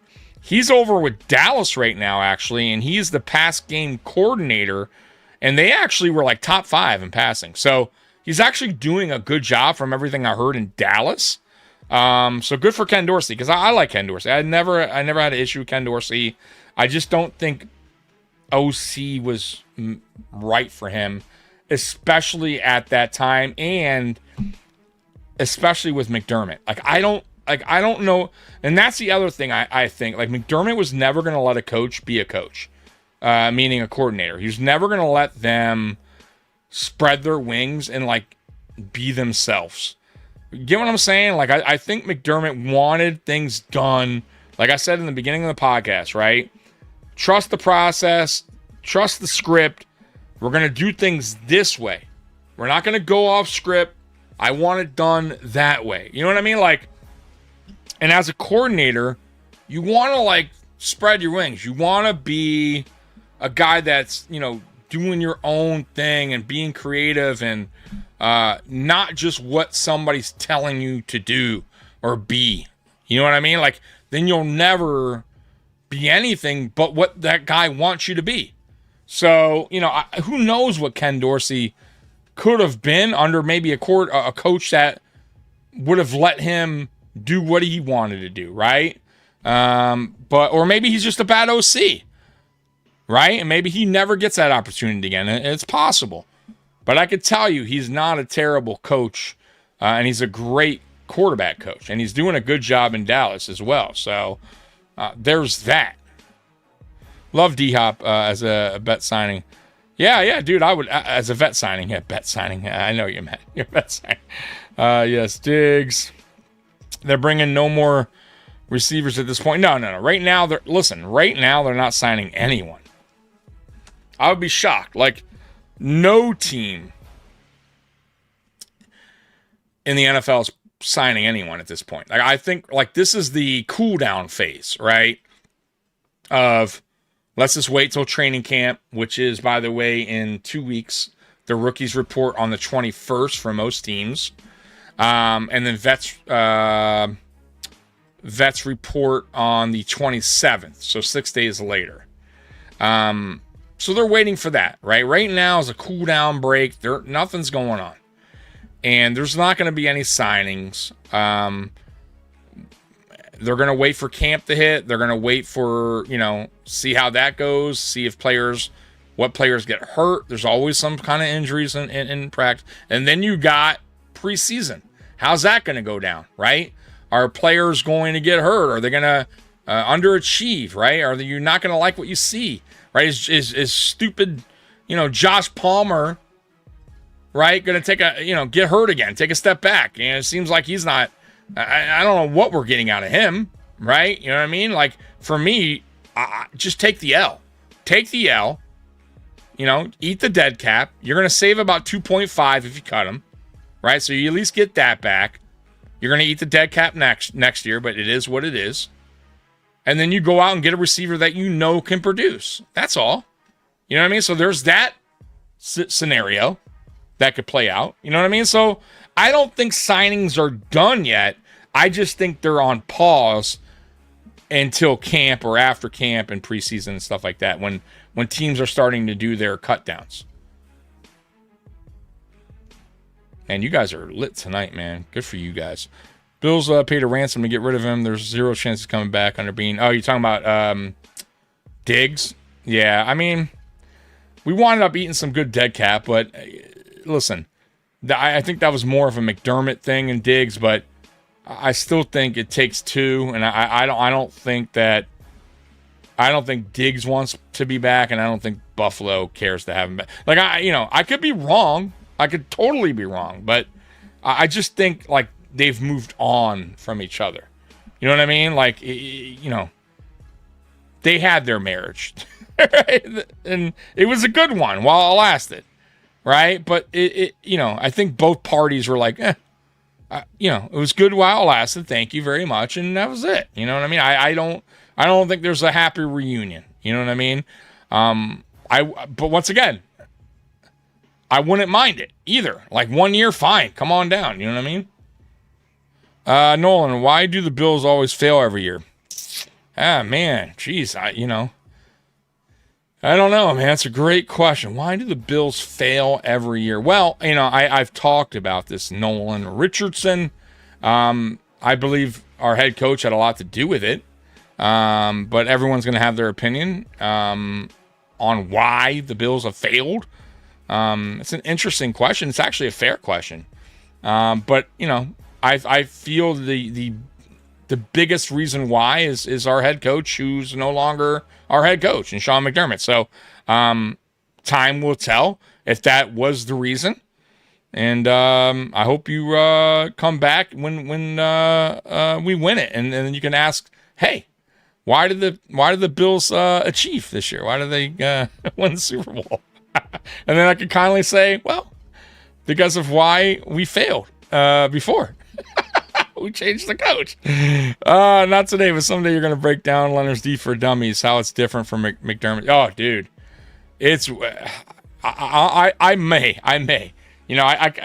Look, guys, it's a... I do got to break that down one day. I do. Because here's my thing when it comes to Bills fans, and when they talk about this team, this defense, right? And they say, okay, the defense isn't going to, still going to be bad against the run. They're still going to do this against I think what's happening, and I get it, is they're remembering what they last saw, right?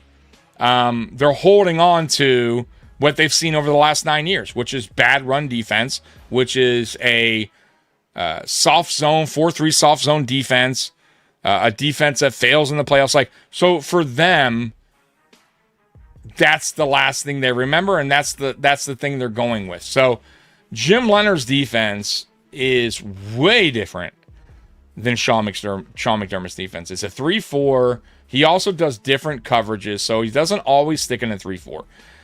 He can go 4-3, 4-4. He likes to disguise a lot. He also likes to bring his safeties in the box a lot. He does more linebacker sets.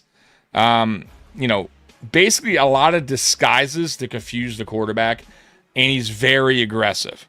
So, and the kind of players that he wants are guys that fit that scheme, that can go east to west, north to south. Fast, aggressive type of players. He also likes press man coverage. And he also plays situational football.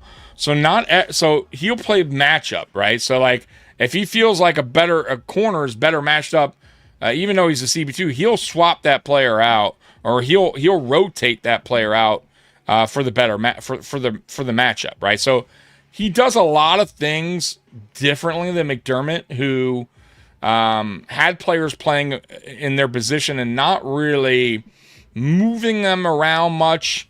He just kind of was, I would say McDermott was stuck in his ways as far as adapting to new wave offenses, right?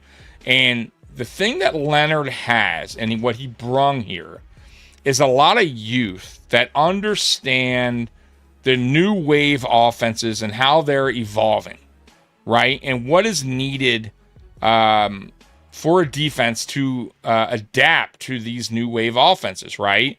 And Jim Leonhard brung a crew with him. And Jim Leonhard's young. He understands what the game of football is in 2026. And I think, when it came down to McDermott, he was unwilling to change his ways with that, right? He was sticking to his defense. He was sticking to that. He wasn't going to adapt or change. It was going to work no matter what. Like, that's how he felt. And it just, it was a broken scheme. And we also didn't, at that time, I felt like over the last 4 years, 3-4 years, we didn't have the players that were really meant for what McDermott did early on and what worked well early on in McDermott's scheme. Jordan Poyer and Micah Hyde were really the glue for that defense. They were the glue.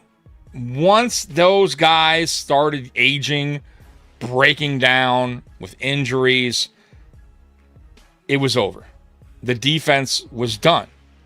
There was the glue was no longer holding that together. And they never seemed to replace those guys. And it's tough. And that's why also that defense just was not going to work anymore. So I feel like you're going to see more exotic blitzes. I know you are. You're going to see different looks that confuse quarterbacks. And you're going to see higher output in sacks. This is all what you're going to see from Jim Leonhard's defense.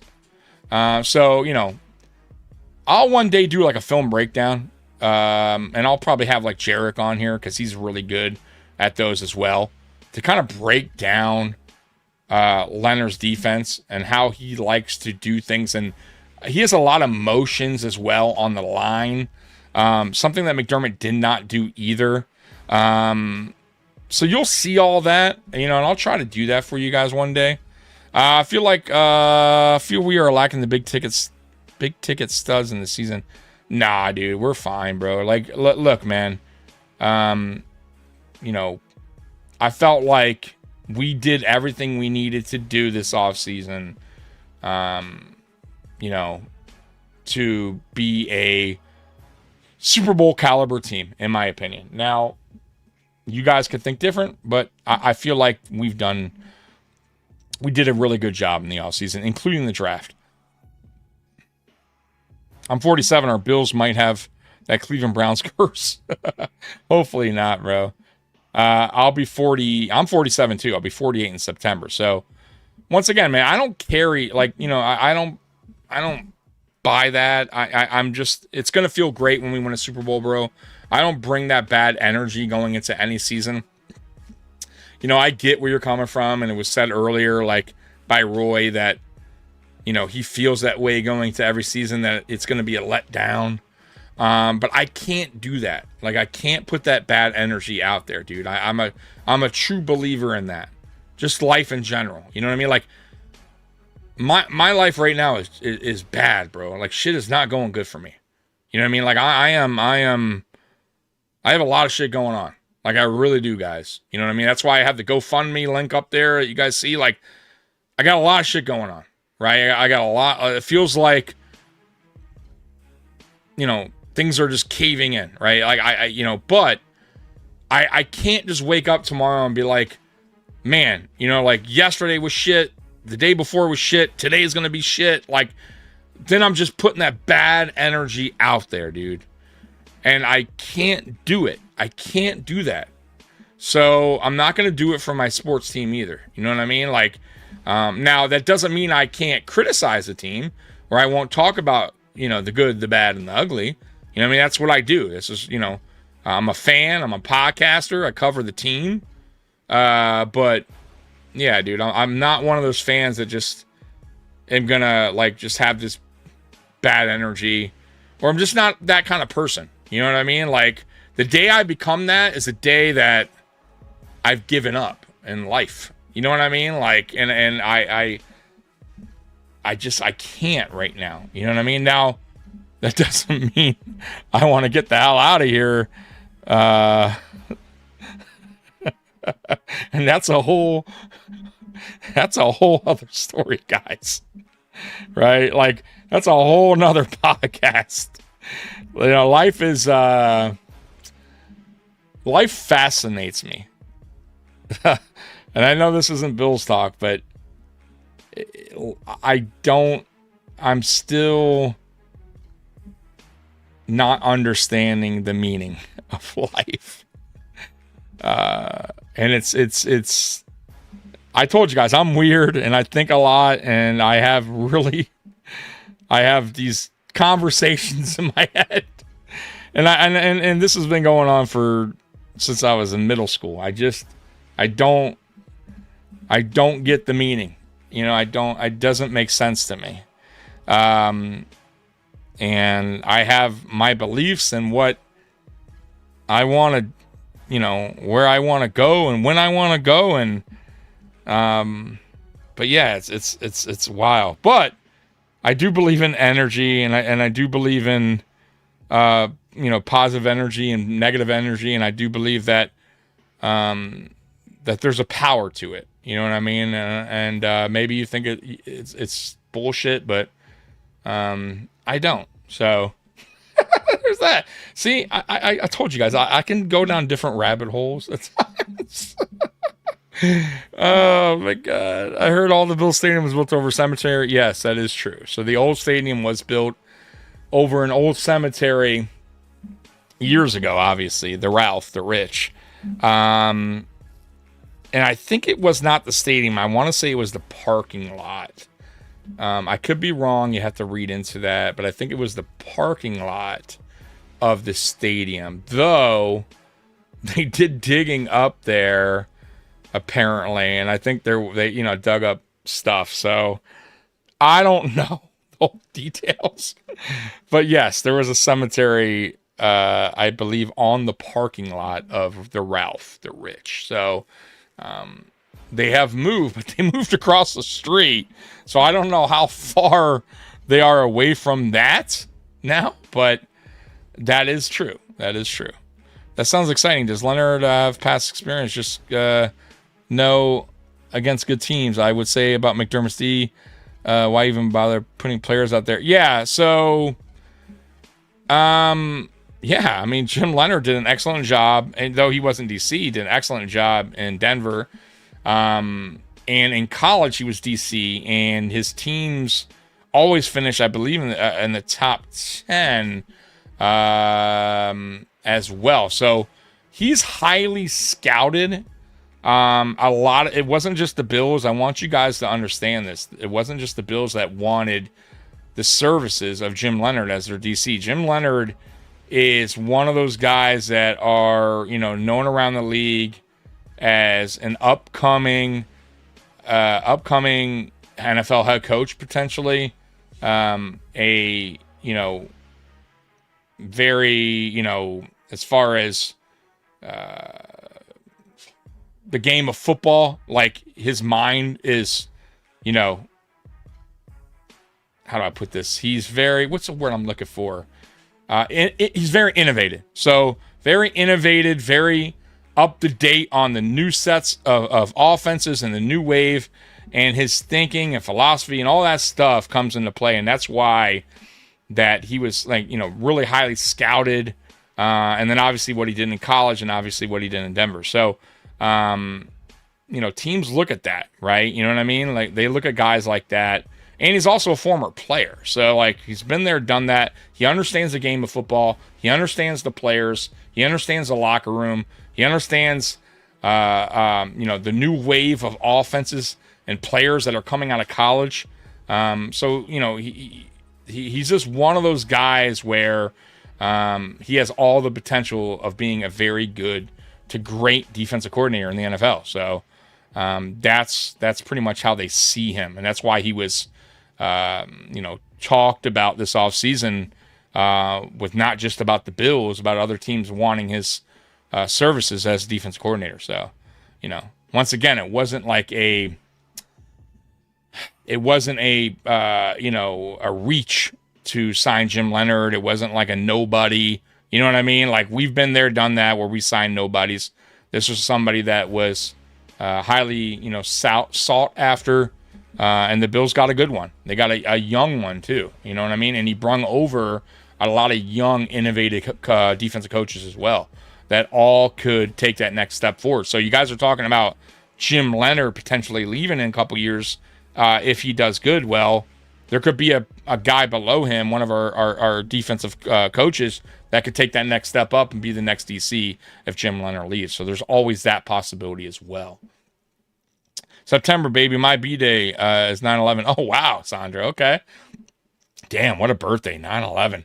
Mine's on the 28th, so right at the end of the month. This is what Google AI said. Why not built directly on top of Pioneer Cemetery? Oh, okay, for about the stadium.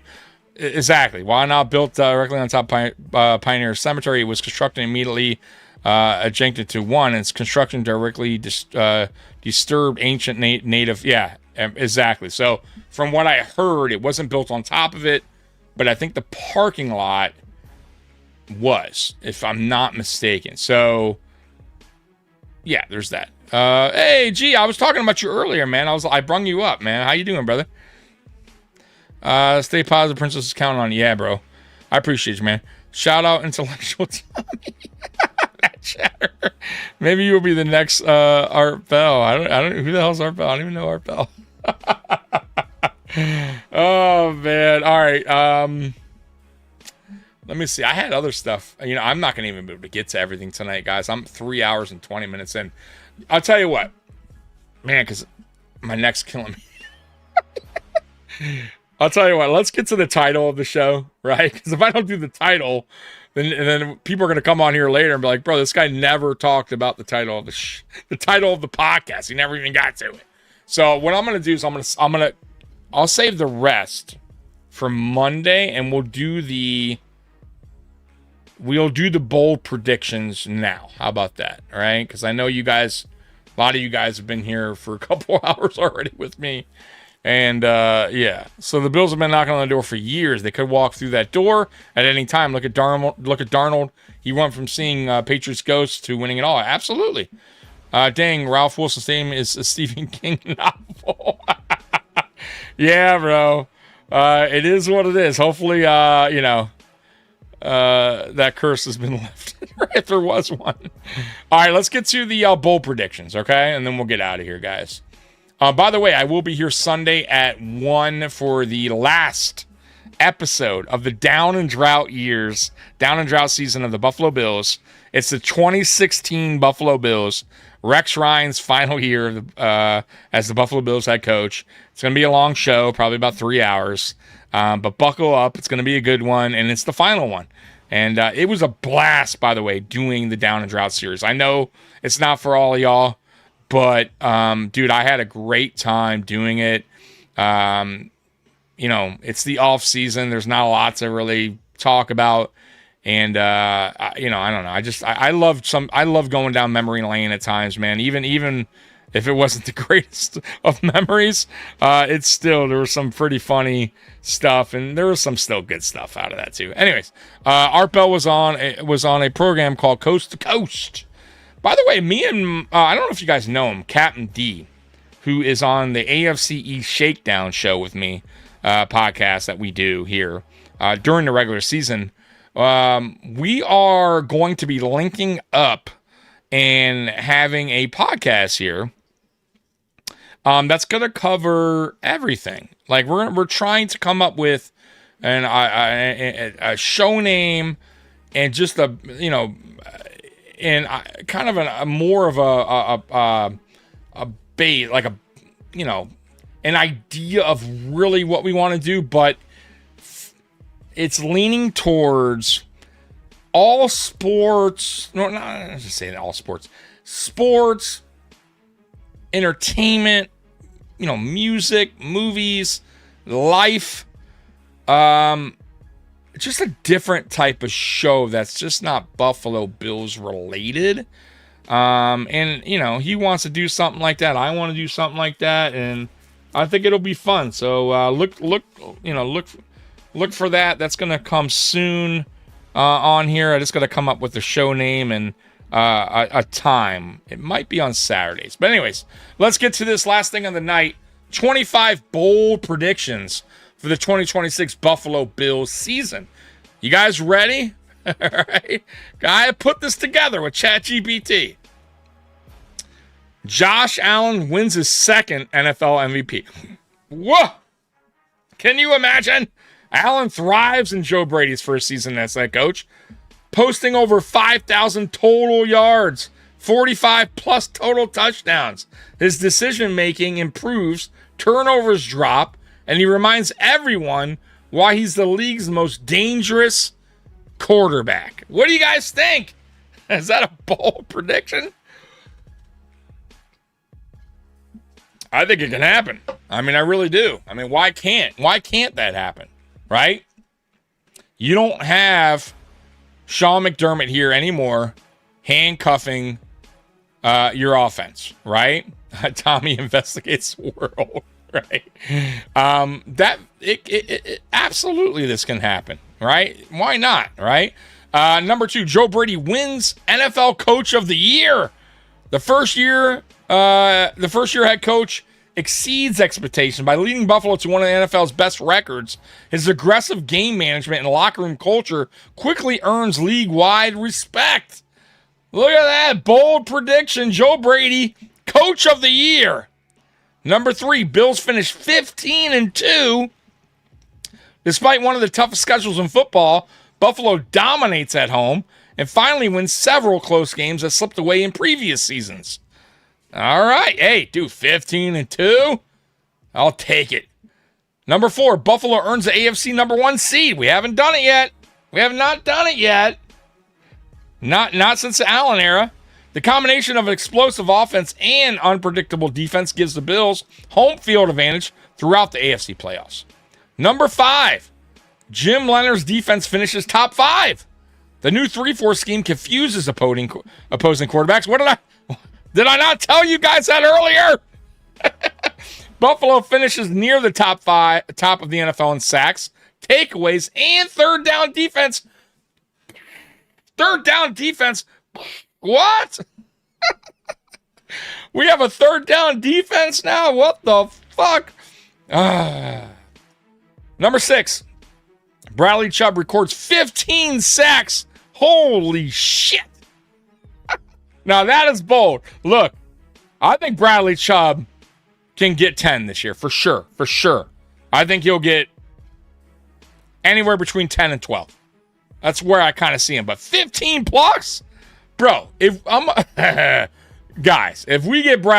Bradley Chubb gets 15 plus sacks here, first year in Buffalo, bro, it's going to go down as one of the best signings ever in Buffalo history.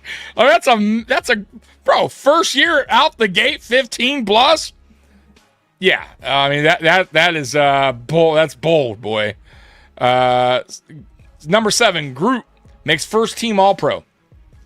Playing in Leonard's attacking system unlocks the best football of Groot's career. He becomes one of the NFL's most disruptive defenders. Okay. Number 8, DJ Moore records 1,400 plus receiving yards.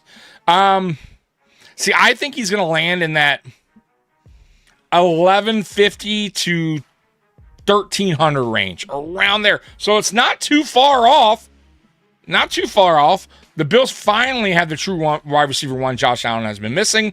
Moore becomes Allen's favorite deep threat while constantly beating double coverage. I like it. Number 9, Dalton Kincaid becomes an elite tight end.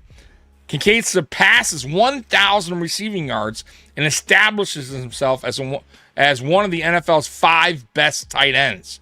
That would be a fucking amazing season, man. Kincaid. James Cook, number 10. James Cook rushes for 1,500 yards. See, now here's where I think his yards go down a little bit because they're going to try to get him in the passing game more. And that's what they're kind of talking about. So it's just not me saying it. I'm hearing that out of Buffalo. But anyways, the offensive line continues dominating while Brady leans on a balanced attack, allowing Cook to become one of the league's rushing leaders. I still think he'll have a good year rushing. I just don't know about 1,500 plus. Number 11, Keon Coleman has a breakout season. Coleman takes a massive year 2 leap, giving Buffalo another physical red zone weapon with double-digit touchdown potential. That one's tough. I don't know. We'll see. I mean, but if they do what I say and play to his strengths, he could definitely have a good year. Number 12, Buffalo leads the NFL in scoring. Joe Brady's offense averages over 30 points per game. Now, that would be wild. Over the Rams, you know what I mean? Like, Rams are, they're going to score some points. And the Lions, we'll see. I mean, it can happen. It's not like, we have been in the top 5, so that's not a crazy thing to say. Mixing explosive passing with a consistent running attack that keeps defenses guessing. Number 13, Buffalo scores 40-plus points 5 times. The offense becomes so explosive that several opponents simply can't keep up. Number 14, TJ Parker finishes top 3 in Defensive Rookie of the Year voting. Okay. The rookie edge defender quickly earns meaningful snaps and becomes one of the steals of the draft. Number 15, Skylar Bell becomes the biggest draft steal. Bell earns an expanded offensive role as the season progresses and becomes one of Josh Allen's favorite young weapons. Early camp projections already see him as a player to watch. Number 16, Buffalo leads the NFL in takeaways. Leonard's defense forces quarterbacks into mistakes, what did I tell you guys earlier? Into mistakes with disguised coverages and relentless pressure. I broke it down to you earlier, but they are again. Number 17, Buffalo sweeps the AFC East. Yeah, the Bills go 6-0 against division rivals, sending a message that they still own the AFC East. Number 18, the new Highmark Stadium becomes the NFL's toughest place to play. The atmosphere gives Buffalo one of the league's strongest home field advantages as opponents struggle with crowd noise and communication. Number 19, the Bills finish number 1 in red zone efficiency. Touchdowns replace field goals as Brady becomes more aggressive inside the 20-yard line. Number 20, Buffalo has 3 1,000-yard receivers. Let me tell you something, folks. The last time we even had 2 was in 2002. Eric Moulds and Peerless Price. That was the last time we had 2 1,000-yard receivers. I mean, it's been a while. But they're saying DJ Moore, Keon Coleman, Dalton Kincaid all eclipse the 1,000-yard mark, making Buffalo nearly impossible to defend. Number 21, Josh Allen throws fewer than 10 interceptions. A more efficient offense and better receiving weapons allow Allen to post one of the cleanest statistical seasons of his career. Number 22, Buffalo wins multiple games by 20-plus points. Instead of relying on fourth-quarter comebacks, the Bills overwhelm several playoff-caliber opponents from the opening kickoff. Wouldn't that be fucking great? Number 23, Brandon Beane wins Executive of the Year. That would be his 3rd, by the way. The additions of DJ Moore, Bradley Chubb, the coaching staff, and other productive draft class proved to be franchise-changing moves. Number 24, the Bills host the AFC Championship game. After earning the AFC's top seed, Buffalo finally brings the conference title game to Western New York. And number 25, Buffalo wins the Super Bowl LXI. Buffalo, the biggest prediction of all. Josh Allen delivers the greatest season in franchise history. The Leonard defense makes the timely stops they have been missing in past playoff runs. And Buffalo finally captures its first Lombardi trophy, completing one of the most memorable seasons in franchise history. Optimism around the new coaching staff and revamped roster has fueled expectations for a championship caliber team. Though success will ultimately depend on how quickly the new system comes together. Man, boldest prediction of them all, the 2026 Buffalo Bills become the greatest team in franchise history, winning 15 games, earning the AFC's number 1 seed. Josh Allen wins MVP. Joe Brady wins Coach of the Year. Jim Leonhard fields a top 5 defense, and Buffalo finally brings the Lombardi Trophy home. That is the boldest prediction of them all. And that is it. What do you guys think of those predictions, man? I'll take it. ChatGPT is cheating on everybody. I bet she's says the same thing about the Patriots. No. We're talking about the Bills, Paul. Now don't come in here and ruin it for us, right? This is not the Patriots top 25 bold predictions. This is the Buffalo Bills 2026 bold predictions. All right, get it right. I told you Coleman is dangerous. Yes, yeah, absolutely. And I said that. I never said he didn't. The Bills need to understand his strengths and use them to his advantage, to our advantage. Alex, Eric Moulds is the greatest receiver ever to play for the Buffalo Bills. Period. Number 25 is possible. Yeah, bro, that would be amazing if all that happened. I like it. Most of these things can happen, and that's true. Most of those things can happen. What did you guys think, man? That was pretty cool, man. I want to do more of that stuff before, because once camp hits and preseason, it's going to be all talk about the games, right? Preseason and regular season. So all this fun stuff is stuff we're doing now, we probably won't do until next offseason. So I'm going to try to be more creative and do things like this moving forward. But, in this offseason before, camp hits. But I like it, man. It's fun, and I know you guys enjoy it as well. So anyways, guys, I've been on here 3 hours and 30 minutes, man. I gave you guys a hell of a podcast tonight. So I appreciate you guys rocking with me. I appreciate you guys having me in your thoughts and prayers through these fucking bullshit times I'm going through right now. So if you guys do want to donate, right there is the QR code. Just scan it on your phone. It'll take you to the GoFundMe. If not, just keep your thoughts and prayers and Princess in your thoughts and prayers. And if you can share it, that would be helpful too. I do appreciate that. Sunday, I'll be back at 1 doing the final episode of Down and Drought, episode number 17, 2016 Buffalo Bills. And then Monday night, I'll be back with Mikey, Monday Night Uncensored at 10 p.m. So, Bills Mafia, let me get to your last comments here before I go. I'm so hyped up now, Tommy, with those predictions. Yeah, those are bold predictions, but I'm with you. That does get me hyped up. Great stream, Tommy. I appreciate you, bro. Twins football. Hope all goes well. Thank you so much. Appreciate all y'all. Sandra, great show as always. Had a great night and weekend. Be safe, everyone. Yep, so Bills Mafia, I love you, and as always, go Bills. Out of here. I'm out of here. Peace.